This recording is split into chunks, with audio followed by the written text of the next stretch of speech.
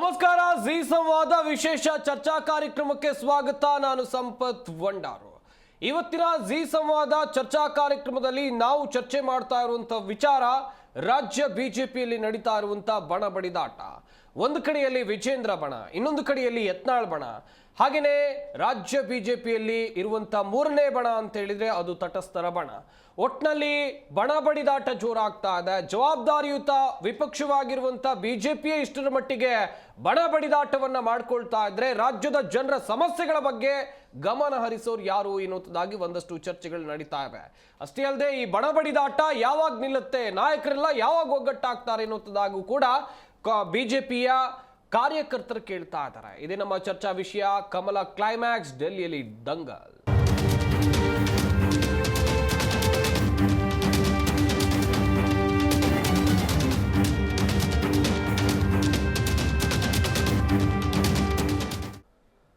ರಾಜ್ಯ ಬಿಜೆಪಿಯಲ್ಲಿ ಬಣ ಬಡಿದಾಟ ನಿಲ್ತಾ ಇಲ್ಲ, ಹೆಚ್ಚಾಗ್ತಾ ಇದೆ ದಿನದಿಂದ ದಿನಕ್ಕೆ. ದೆಹಲಿಯಲ್ಲಿ ವಿಜೇಂದ್ರ ಮತ್ತು ರೆಬಲ್ಸ್ ಮೊಕ್ಕಾಂ ಹೂಡಿದ್ದಾರೆ. ಹೈಕಮಾಂಡ್ ಭೇಟಿಗೆ ಸಮಯ ನಿಗದಿಯಾಗಿದೆ. ಹಾಗೇನೆ ವಿಜೇಂದ್ರ ವಿರುದ್ಧ ರೆಬಲ್ಸ್, ಹಾಗೇನೆ ರೆಬಲ್ಸ್ ವಿರುದ್ಧ ವಿಜೇಂದ್ರ ದೂರನ್ನ ಮಾಡ್ಕೊಳ್ತಾ ಅಥವಾ ದೂರನ್ನ ಕೊಟ್ಕೊಳ್ತಾ ಬಂದಿದ್ದಾರೆ ಇದುವರೆಗೂ ಕೂಡ. ಇತ್ತ ಬಂಡಾಯ ನಾಯಕ ಯತ್ನಾಳ್ಗೆ ಶಿಸ್ತು ಸಮಿತಿಯಿಂದ ನೋಟಿಸ್ ಜಾರಿಯಾಗಿದೆ. ಬಿಜೆಪಿ ಶಿಸ್ತು ಸಮಿತಿಯಿಂದ ಬಂದಿರುವಂತ ನೋಟಿಸ್ 72 ಗಂಟೆಗಳಲ್ಲಿ ಇದಕ್ಕೆ ಉತ್ತರವನ್ನು ನೀಡಬೇಕು ಅಂತೇಳಿ ಶಿಸ್ತು ಸಮಿತಿ ಸೂಚನೆಯನ್ನ ಕೊಟ್ಟಿದೆ. ಕೇಂದ್ರ ಸಚಿವ ವಿ ಸೋಮಣ್ಣ ಮಧ್ಯಸ್ಥಿಕೆ ವಹಿಸ್ತಾರ? ಹಾಗಾದ್ರೆ ಇವತ್ತು ದೆಹಲಿಯಲ್ಲಿ ಸೋಮಣ್ಣ ನಿವಾಸದಲ್ಲಿ ಪೂಜೆ ಕಾರ್ಯಕ್ರಮ ಇತ್ತು. ಇದು ಕೇವಲ ಪೂಜಾ ಕಾರ್ಯಕ್ರಮ ಮಾತ್ರ ಅಲ್ಲ, ಇಲ್ಲಿ ಪೊಲಿಟಿಕ್ಸ್ ಕೂಡ ಚರ್ಚೆ ಆಗುತ್ತೆ ಎನ್ನುವಂಥದ್ದಾಗಿ ಒಂದಷ್ಟು ಚರ್ಚೆಗಳಾಗಿತ್ತು. ಇತ್ತ ಯತ್ನಾಳ್ ಸಾಕಷ್ಟು ಬಾರಿ ದೆಹಲಿಗೆ ಹೋದ್ರೂ ಕೂಡ ವರಿಷ್ಠರ ಭೇಟಿಗೆ ಇದುವರೆಗೂ ಅವಕಾಶ ಸಿಕ್ಕಿಲ್ಲ. ಈಗ ದೆಹಲಿಗೆ ಹೋದಂಥ ಸಂದರ್ಭದಲ್ಲೇ ಹೈಕಮಾಂಡ್ ನಾಯಕರು ನೋಟಿಸನ್ನ ಕೊಟ್ಟಿದ್ದಾರೆ. ಇದಕ್ಕೆ 72 ಗಂಟೆಗಳಲ್ಲಿ ಉತ್ತರವನ್ನು ನೀಡಬೇಕು ಎನ್ನುವುದಾಗಿ ಸೂಚನೆಯನ್ನು ಕೊಟ್ಟಿದ್ದಾರೆ. ಯತ್ನಾಳ್ ಅವರಿಗೆ ಇದು ಮೊದಲ ಬಾರಿ ಬರ್ತಾ ಇರುವಂಥ ನೋಟಿಸ್ ಅಲ್ಲ, ಈ ಹಿಂದೆಯೂ ಕೂಡ ಅವರಿಗೆ ನೋಟಿಸ್ ಬಂದಿತ್ತು. ಕಾದ್ ನೋಡಬೇಕು ಬಣ ಬಡಿದಾಟಕ್ಕೆ ಬಿಜೆಪಿ ಹೈಕಮಾಂಡ್ ನಾಯಕರು ಬ್ರೇಕ್ ಹಾಕ್ತಾರ ಅಂತೇಳಿ. ಇಷ್ಟು ದಿವಸ ಏನು ಮಾಡ್ತಾ ಇದ್ರು ಹೈಕಮಾಂಡ್ ನಾಯಕರು ಎನ್ನುವುದಾಗಿ ಪ್ರಶ್ನೆಗಳಿವೆ. ಇನ್ನೊಂದು ಕಡೆಯಲ್ಲಿ ನಾನು ಆಗ್ಲೂ ಕೂಡ ಹೇಳ್ತಾ ಇದ್ದೆ, ಜವಾಬ್ದಾರಿಯುತ ವಿಪಕ್ಷ ಬಿಜೆಪಿ ಜನರ ಸಮಸ್ಯೆಗಳ ಬಗ್ಗೆ ಗಮನ ಹರಿಸಬೇಕು. ಸರ್ಕಾರ ಎಲ್ಲಾದರೂ ತಪ್ಪು ಹೆಜ್ಜೆ ಇಟ್ಟರೆ ಅದನ್ನು ಸರಿದಾರಿಗೆ ತರುವಂಥ ಕೆಲಸವನ್ನ ವಿರೋಧ ಪಕ್ಷ ಮಾಡಬೇಕು. ಆದರೆ ಅದ್ಯಾವುದು ಕೂಡ ಆಗ್ತಾ ಇಲ್ಲ. ರಾಜ್ಯದ ಜನರ ಸಮಸ್ಯೆಗಳನ್ನು ಬಗೆಹರಿಸೋರು ಯಾರು? ಹಾಗಾದರೆ ಈ ಬಣ ಬಡಿದಾಟ ಅವ್ರದ್ದೇ ಸಮಸ್ಯೆಗಳಲ್ಲಿ ಅವರವರು ಬ್ಯುಸಿ ಆದರೆ ರಾಜ್ಯದ ಜನರ ಸಮಸ್ಯೆಯನ್ನು ಬಗೆಹರಿಸೋರು ಯಾರು ಎನ್ನುವುದಾಗಿ ಜನರು ಕೂಡ ಪ್ರಶ್ನೆಗಳನ್ನು ಕೇಳ್ತಾ ಇದ್ದಾರೆ.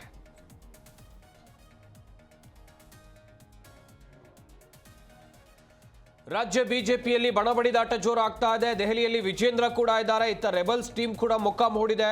ಹೈಕಮಾಂಡ್ ಭೇಟಿಗೆ ಸಮಯ ನಿಗದಿಯಾಗಿದೆ. ಏನ್ ಮಾತನಾಡಬಹುದು ಹೈಕಮಾಂಡ್? ಇತ್ತ ಬಿಜೆಪಿ ರಾಜ್ಯಾಧ್ಯಕ್ಷ ಸ್ಥಾನದಿಂದ ವಿಜೇಂದ್ರ ಅವರನ್ನ ಕೆಳಗಿಳಿಸಲೇಬೇಕು ಅಂತೇಳಿ ಯತ್ನಾಳ್ ಬಣ ಸಾಕಷ್ಟು ಆಕ್ರೋಶವನ್ನು ವ್ಯಕ್ತಪಡಿಸ್ತಾ ಇದೆ. ಶತಾಯಗತಾಯ ಪ್ರಯತ್ನಗಳನ್ನು ಮಾಡ್ತಾ ಇದೆ. ದೆಹಲಿಗೆ ಹೋದ್ರೂ ಕೂಡ ಯತ್ನಾಳ್ ಅವರಿಗೆ ಹೈಕಮಾಂಡ್ ಭೇಟಿಗೆ ಅವಕಾಶ ಸಿಗ್ತಾ ಇಲ್ಲ. ಇದು ಇವತ್ತು ನಿನ್ನೆಯ ಸಮಸ್ಯೆ ಅಲ್ಲ, ಸಾಕಷ್ಟು ದಿನಗಳಿಂದ ಇರುವಂಥ ಸಮಸ್ಯೆ. ಹೈಕಮಾಂಡ್ ನಾಯಕರು ಏನು ಮಾಡ್ತಾ ಇದ್ದಾರೆ? ಒಂದು ಕಡೆಯಲ್ಲಿ ಶಿಸ್ತು ಸಮಿತಿ ಇವತ್ತು ನೋಟಿಸ್ ಕೊಟ್ಟಿದೆ, ಎರಡನೇ ಬಾರಿಗೆ ಇವತ್ತು ನೋಟಿಸ್ ಕೊಟ್ಟಿರುವಂಥದ್ದು. ಇಷ್ಟು ದಿವಸ ಏನು ಮಾಡ್ತಾ ಇದ್ರು ಶಿಸ್ತು ಸಮಿತಿಯ ನಾಯಕರು? ಇದನ್ನೆಲ್ಲ ನೋಡಿಕೊಂಡು ಸುಮ್ಮನೆ ಇದ್ರಾ? 72 ಗಂಟೆಗಳಲ್ಲಿ ಉತ್ತರ ಕೊಡಬೇಕು ಅಂತೇಳಿ ಸೂಚನೆ ಸಿಕ್ಕಿರುವಂಥದ್ದು.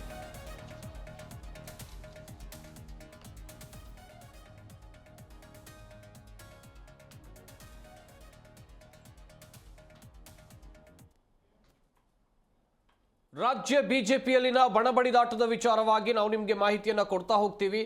ಪ್ರಮುಖವಾಗಿ ಗಮನಿಸಬೇಕು ವೀಕ್ಷಕರೇ, ನಾನು ಆಗ್ಲೂ ಕೂಡ ಹೇಳ್ತಾ ಇದ್ದೆ, ಜವಾಬ್ದಾರಿಯುತ ಸ್ಥಾನದಲ್ಲಿ ಬಿಜೆಪಿ ಇದೆ. ವಿಪಕ್ಷದಲ್ಲಿ ಕುಳಿತಿರುವವರು ರಾಜ್ಯದ ಜನರ ಸಮಸ್ಯೆಗಳ ಬಗ್ಗೆ ಅವರು ಗಮನ ಹರಿಸಬೇಕು. ಅಷ್ಟೇ ಅಲ್ಲದೆ ಸರ್ಕಾರ ತಪ್ಪು ಹೆಜ್ಜೆ ಇಟ್ಟಂತ ಸಂದರ್ಭದಲ್ಲಿ ಸರ್ಕಾರವನ್ನ ಟೀಕಿಸೋದು ಅಥವಾ ಸರ್ಕಾರವನ್ನ ಎಚ್ಚರಿಸೋದು, ಸರಿದಾರಿಗೆ ತರುವಂತ ಕೆಲಸವನ್ನ ವಿಪಕ್ಷ ಬಿಜೆಪಿ ಮಾಡಬೇಕು. ರಾಜ್ಯದಲ್ಲಿ ಒಂದಲ್ಲ ಎರಡಲ್ಲ ಸಾಕಷ್ಟು ಸಮಸ್ಯೆಗಳಿವೆ. ಇದರ ಬಗ್ಗೆ ಧ್ವನಿ ಎತ್ತದವರು ಯಾರಾದರೂ ಇದಾರಾ ಎನ್ನುವುದಾಗಿ ಪ್ರಶ್ನೆಗಳು ಉದ್ಭವಿಸ್ತಾ ಇದೆ. ಯಾರು ಕೂಡ ಇದರ ಬಗ್ಗೆ ಗಮನ ಹರಿಸುವಂತ ಕೆಲಸವನ್ನ ಮಾಡ್ತಾ ಇಲ್ಲ. ಇದೇ ವಿಚಾರದ ಕುರಿತು ನಾವು ಜಿ ಸಂವಾದದಲ್ಲಿ ಚರ್ಚೆಯನ್ನು ಮಾಡ್ತಾ ಹೋಗೋಣ. ನಮ್ಮ ಸ್ಟುಡಿಯೋದಲ್ಲಿ ಅತಿಥಿಗಳು ಕೂಡ ಜಾಯ್ನ್ ಆಗಿದ್ದಾರೆ. ಮೊದಲನೇದಾಗಿ JDS ವಕ್ತಾರರಾಗಿರುವಂಥ ರಿಷಿಕ್ ವಿವನ್ ಗೌಡ ಅವರು ನಮ್ಮ ಈ ಕಾರ್ಯಕ್ರಮದಲ್ಲಿದ್ದಾರೆ. ಸರ್ ನಮಸ್ಕಾರ, ಕಾರ್ಯಕ್ರಮಕ್ಕೆ ಸ್ವಾಗತ. ಹಾಗೆಯೇ ಆಪ್ ವಕ್ತಾರರಾಗಿರುವಂಥ ಡಾಕ್ಟರ್ ಸತೀಶ್ ಕುಮಾರ್ ಅವರು ನಮ್ಮ ಈ ಕಾರ್ಯಕ್ರಮದಲ್ಲಿದ್ದಾರೆ. ಸರ್ ನಮಸ್ಕಾರ, ಕಾರ್ಯಕ್ರಮಕ್ಕೆ ಸ್ವಾಗತ. ಹಾಗೆಯೇ ಕಾಂಗ್ರೆಸ್ ವಕ್ತಾರರಾಗಿರುವಂಥ ದರ್ಶನ್ ಅವರು ನಮ್ಮ ಈ ಕಾರ್ಯಕ್ರಮದಲ್ಲಿದ್ದಾರೆ. ಸರ್ ನಮಸ್ಕಾರ, ಕಾರ್ಯಕ್ರಮಕ್ಕೆ ಸ್ವಾಗತ. ಎಸ್, ನಾನು JDS ವಕ್ತಾರರಿಂದ ಆರಂಭ ಮಾಡ್ತಾ ಹೋಗ್ತೀನಿ. ಯಾಕಂತ ಹೇಳಿದ್ರೆ ಬಿಜೆಪಿಯ ಮೈತ್ರಿಯಲ್ಲಿ ಅವರಿದ್ದಾರೆ. ಸರ್, ನಿಮ್ಮದೇ ಮೈತ್ರಿ ಪಕ್ಷ, ರಾಜ್ಯದಲ್ಲಿ ಗುರುತರವಾದಂಥ ಹಾಗೆಯೇ ದೊಡ್ಡ ಜವಾಬ್ದಾರಿ ನಿಮ್ಮ ಮೈತ್ರಿ ಪಾರ್ಟಿ ಮೇಲಿದೆ. ಆದರೆ ಆ ನಿಮ್ಮ ಮೈತ್ರಿ ಪಕ್ಷದ ನಾಯಕರು ಯಾವ ರೀತಿಯಾಗಿ ಹಾದಿ ಬೀದಿಯಲ್ಲಿ ಕಚ್ಚಾಡ್ಕೊಳ್ತಾ ಇದ್ದಾರೆ ಅಂತೇಳಿ ನೀವು ಕೂಡ ನೋಡಿದ್ರಿ. ಏನು ಸರ್ ಇದು ಅಂತೇಳಿ? ನೋಡಿ, ಯಾವುದೇ ಒಂದು ರಾಜಕೀಯ ಪಕ್ಷ ನಾವು ಏನು ನಡೀತಿದೆ ಆಂತರಿಕವಾಗಿ ಅಂತ ನಾವು ಒಂದು ವಿಶ್ಲೇಷಣೆ ಮಾಡೋದಕ್ಕಿಂತ ಮುಂಚೆ ಇಮಿಡಿಯೇಟಾಗಿ ಅಂದರೆ ನಿಮಗೆ ಒಂದು ವರ್ಷದ ಒಳಗಡೆ ಆಗಿರುವಂಥ ಎಲೆಕ್ಷನ್ ರಿಸಲ್ಟ್ಸ್ಗಳು ನೋಡಬೇಕಾಗುತ್ತೆ. ನಾವು ಒಂದು ವರ್ಷದ ಬೇಡ, ಈಗ ಜಸ್ಟ್ ಒಂದು ವಾರದ ಹಿಂದೆ ನಮಗೇನು ಒಂದು ರಿಸಲ್ಟ್ಸ್ ಬಂದಿದೆ ಡೆಲ್ಲಿ, ಕ್ಯಾಪಿಟಲ್ ಆಫ್ ಇಂಡಿಯಾ, ಆ ಒಂದು ರಿಸಲ್ಟ್ನ ನಾವು ನೋಡೋದಾದರೆ 70 ಸೀಟ್ಸ್ ಇದೆ ಡೆಲ್ಲಿಲಿ. ಸೊ 70 ಸೀಟಲ್ಲಿ ನಿಮಗೆ ಅದರಲ್ಲಿ ರಿಸರ್ವ್ಡ್ ಕ್ಯಾಟಗರಿ ಸೀಟ್ಸ್ ಇರುತ್ತೆ, ಅದರಲ್ಲಿ ಹಿಂದುಳಿದ ಸೀಟ್ಸ್ಗಳು ಇರ್ತವೆ. ಆಮೇಲೆ ನಿಮಗೆ ಡೆಲ್ಲಿ ಒಂದು ಪೊಸಿಷನ್ ಯಾವ ಥರ ಇದೆ ಅಂತ ಹೇಳಿದ್ರೆ, ನಿಮಗೆ ಈ ಕಡೆ UP ಇಂದ ಬರೋವಂಥವ್ರು ಇದ್ದಾರೆ, ಪಂಜಾಬ್ ಕಡೆಯಿಂದ ಬರೋವಂಥವ್ರು ಇದ್ದಾರೆ, ಸುತ್ತ ನಿಮಗೆ ಎಲ್ಲ ನಿಮಗೆ ಮ್ಯಾಕ್ಸಿಮಮ್ ವಲಸಿಗರು ಅಂತಲೇ ಹೇಳ್ಬೋದು. ಆಮೇಲೆ ಮಿಡ್ಲ್ ಕ್ಲಾಸ್ ಜೀವನ, ಆಮೇಲೆ ಲೋವರ್ ಮಿಡ್ಲ್ ಕ್ಲಾಸ್ ಜೀವನ, ಈ ರೀತಿ ಜೀವನ ಮಾಡೋವಂಥವ್ರು ಮ್ಯಾಕ್ಸಿಮಮ್ ಡೆಲ್ಲಿಲಿ ಇರೋವಂಥವ್ರು. ಸೊ ಯಾಕೆ ಈ ವಿಚಾರ ನಾನು ಹೇಳ್ತಾ ಇದ್ದೀನಿ ಅಂತ ಹೇಳಿದ್ರೆ, ಅಲ್ಲಿ ಇರೋವಂಥವ್ರು ಹಿಂದುಳಿದವರು ಅಥವಾ ನಿಮಗೆ ಬೇರೆ ಬೇರೆ ಕಮ್ಯುನಿಟಿ ಇರೋವಂಥವ್ರು, ಈ ಎಲ್ಲ ಕಮ್ಯುನಿಟಿ ಜನ ಇರೋವಂಥವ್ರು ನಿಮಗೆ 70 ಸೀಟ್ ಇದೆ ಇಂಟು 3 ಟೈಮ್ಸ್, ಅಂದರೆ ನಿಮಗೆ 210 ಬಾರಿ. 210 ಬಾರಿ ಒಂದು ರಾಷ್ಟ್ರೀಯ ಪಕ್ಷ ಆಗಿರುವಂಥ ಕಾಂಗ್ರೆಸ್ನ ರಿಜೆಕ್ಟ್ ಮಾಡಿದರೆ ಡೆಲ್ಲಿಲಿ ಅಂತ ಹೇಳಿದ್ರೆ, ಇದಕ್ಕಿಂತ ಒಂದು ನ್ಯಾಷನಲ್ ಪಾರ್ಟಿಗೆ ಮರ್ಯಾದೆ ಹೋಗುವಂಥ ವಿಷಯ ಇದೆಯಾ ಏನಾದರೂ? ಯೋಚನೆ ಮಾಡಿ, 210 ಬಾರಿ.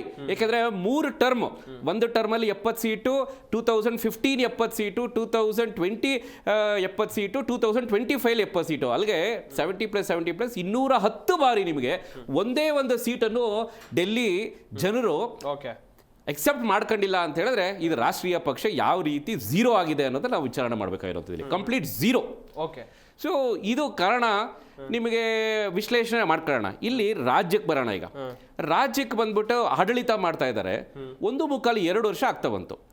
ಈ 2 ವರ್ಷದಲ್ಲಿ ಡೆಲ್ಲಿ ಮಾದರಿಯಲ್ಲಿ ಇವರು ಯಾವ ರೀತಿ ಶೂನ್ಯ ಗಳಿಸಿದಾರೋ, ಅದೇ ರೀತಿ ಇಲ್ಲಿ ಒಂದು ಅಡ್ಮಿನಿಸ್ಟ್ರೇಷನ್ ಕೂಡ ಶೂನ್ಯ ಆಗಿದೆ, ಆಡಳಿತ ಕೂಡ ಶೂನ್ಯ ಆಗಿದೆ. ಇರಲಿ, ಈಗ ನಾವು BJP ಅಲಯನ್ಸ್ ಅಲ್ಲಿ ಇದ್ದೀವಿ, ಆಂತರಿಕ ಕಚ್ಚಾಟಗಳು ಇದೆ, ನಾವೆಲ್ಲೂ ಇಲ್ಲ ಅಂತ ಸುಳ್ಳು ಹೇಳೋಕ್ಕಾಗಲ್ಲ. We have to accept the facts.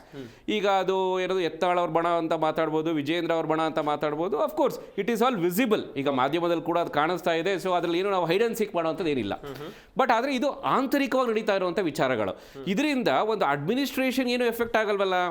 So ಇಲ್ಲಿ ಆ ವಾಚ್ ಡಾಗ್, ಅಂದರೆ ಈಗ ನಾವು ಒಂದು ಅಬ್ಸರ್ವ್ ಮಾಡ್ತಾ ಇಲ್ಲ, ಒಂದು ವಿರೋಧ ಪಕ್ಷದವ್ರು ನಾವು ನೋಡ್ತಾ ಇಲ್ಲ ಅಂತ ಹೇಳಿದ್ರೆ, ಇಟ್ ಡಸಂಟ್ ಮೀನ್ ನೀವು ಆಡಳಿತ ಪಕ್ಷದವರು ಭ್ರಷ್ಟಾಚಾರ ಮಾಡ್ಕೊಂಡಿರಿ, ಹಗರಣಗಳು ಮಾಡ್ಕೊಂಡಿರಿ ಅಂತ ಹೇಳ್ತಾರೆ ಯಾರಾದರೂ. ಇದನ್ನ ಅವರು ಆನ್ಸರ್ ಮಾಡಬೇಕಾಗಿರುವಂಥದ್ದು ಜನಕ್ಕೆ. ಈಗ ಅವ್ರಿಗೆ 138 ಮ್ಯಾಂಡೇಟ್ ಕೊಟ್ಟಿದ್ದಾರೆ ಅಂತ ಹೇಳಿದ್ರೆ, ಏನಕ್ಕೆ ಕೊಟ್ಟಿದ್ದಾರೆ? ಅಟ್ಲೀಸ್ಟ್ ಒಂದು ತಿಂಗಳಲ್ಲಿ ಒಂದಾದ್ರೂ ಒಂದು ಅಭಿವೃದ್ಧಿ ಕಾರ್ಯಕ್ರಮಗಳನ್ನೇನಾದ್ರು ಮಾಡ್ತಾರಾ? ಮಾಡೋಕ್ಕಾಗಲ್ಲ ಅಂತ ಹೇಳಿದಾಗ, ಅಟ್ಲೀಸ್ಟ್ ನೀವು ಓಕೆ, ಎಷ್ಟೋ ಸತಿ ಅಭಿವೃದ್ಧಿಗಳು ಮಾಡೋಕ್ಕಾಗಲ್ಲ, ಅವ್ರು XYZ ರೀಸನ್ಸ್ ಕೊಡ್ಬೋದು, ನಿಮಗೆ ಗ್ಯಾರಂಟಿಗಳು ಕೊಡ್ಬೋದು, ಅಭಿವೃದ್ಧಿ ನಾವು ಗ್ಯಾರಂಟಿ ಮುಖಾಂತರನೇ ಮಾಡ್ತಾ ಇದೀವಿ, ಇದೆಲ್ಲ ಅವರು ಜಸ್ಟಿಫಿಕೇಶನ್ಗಳು ಕೊಡ್ಬೋದು. ಆದರೆ ಭ್ರಷ್ಟಾಚಾರ ಅಂತ ಮಾಡಿದಾರ ಹೇಳಿದ್ರೆ ನಿಮಗೆ ಕರ್ನಾಟಕ ರಾಜ್ಯದ ಜನತೆ ನಾವು ತೆರಿಗೆ ಕಟ್ತಾ ಇರೋದು ನಿಮಗೆ ಭ್ರಷ್ಟಾಚಾರ ಮಾಡಿ ಅಂತ ಹೇಳಿದಾರ? ಇದು ವಿಚಾರ ಮಾಡುವಂಥದ್ದು. ಇನ್ನು ಡೆಲ್ಲಿಗೆ ಹೋಗ್ಬಿಟ್ಟು ಈಗ ವಿಜೇಂದ್ರ ಅವ್ರ ಬಣ ಇರ್ಬೋದು ಅಥವಾ ಎತ್ತಾಳ್ ಅವ್ರ ಬಣ ಇರ್ಬೋದು, ಹಾಗೆ ಈಗ ಎತ್ನಾಳ್ ಅವ್ರಿಗೆ ಏನೋ ನೋಟಿಸ್ ಕೊಟ್ಟಿದ್ದಾರೆ ಅನ್ನೋ ವಿಚಾರಗಳು ಮಾಧ್ಯಮದಲ್ಲಿ ಬರ್ತಾ ಇದೆ. ಇರ್ಲಿ, ಈಗ ಒಂದು ಪಾರ್ಟಿ ಅಂತ ಹೇಳಿದಾಗ there will be lot of differences. ಈಗ ಒಂದು ಅಧ್ಯಕ್ಷತೆ ಡಿಫ್ರೆನ್ಸಸ್ ಇರ್ಬೋದು, ಇಲ್ಲ ನಾವುಗಳೆಲ್ಲ ಬೇರೆ ಬೇರೆ ತರ ಸಂಘಟನೆ ಮಾಡ್ತಾ ಇದೀವಿ, ನಿಮ್ಮ ಒಂದು ಸಂಘಟನೆ ಬೇರೆ ಒಂದು ಭಾಗದಲ್ಲಿ ಅಂತ ಇರ್ಬೋದು, ಈ ತರ ಎಲ್ಲ ಡಿಫ್ರೆನ್ಸಸ್ ಇರುತ್ತೆ. But that doesn't mean that ನಮ್ಮ ಇಂಟೆನ್ಷನ್ ಏನಿದೆ ಅದು ಯಾರಿಗೂ ಡಿಸ್ಟರ್ಬ್ ಆಗ್ತಾ ಇಲ್ವಲ್ಲ. ಇದು ನಾವು ಹೇಳಕ್ ಬರೋವಂಥದ್ದು. ಸೊ ಇಲ್ಲಿ ಒಂದು ಜವಾಬ್ದಾರಿಯುತವಾಗಿ ಒಂದು ಆಡಳಿತ ಪಕ್ಷದವ್ರು ಏನು ಕಾಂಗ್ರೆಸ್ ಅವರು ಇದಾರಲ್ಲ, ಅವ್ರು ನಿದ್ದೆ ಮಾಡಬಾರ್ದಲ್ವಾ? ಅವ್ರು ಅದು ಆಡಳಿತ ಮಾಡ್ಬೇಕಲ್ವಾ? ಅವ್ರನ್ನ ಎಚ್ಚರಿಸೋ ಕೆಲಸ ನೀವು ಮಾಡಿದಿರಾ ಅಂತ ಕೇಳ್ತಾ ಇರೋದು. ಎಕ್ಸಾಕ್ಟ್ಲಿ.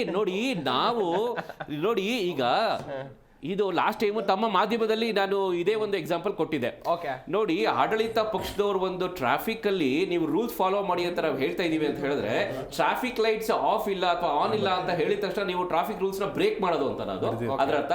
ಅಂದ್ರೆ ನೀವು ಹೇಳ್ತಾ ಇರುವಂತದ್ದು ಟ್ರಾಫಿಕ್ ಸಿಗ್ನಲ್ಸ್ ಕರೆಕ್ಟ್ ಆಗಿ ಇಲ್ಲ ಅಂತ ಹೇಳಿದ್ರೆ ನಾವು ಟ್ರಾಫಿಕ್ ರೂಲ್ಸ್ ನಾವ್ ಹೇಳ್ತಾ ಇರೋದು ಇಷ್ಟೇ ಸರ್, ಮಾಡ್ಬೇಕಾದ ಕೆಲಸವನ್ನು ಮಾಡ್ಬೇಕು ಸರ್.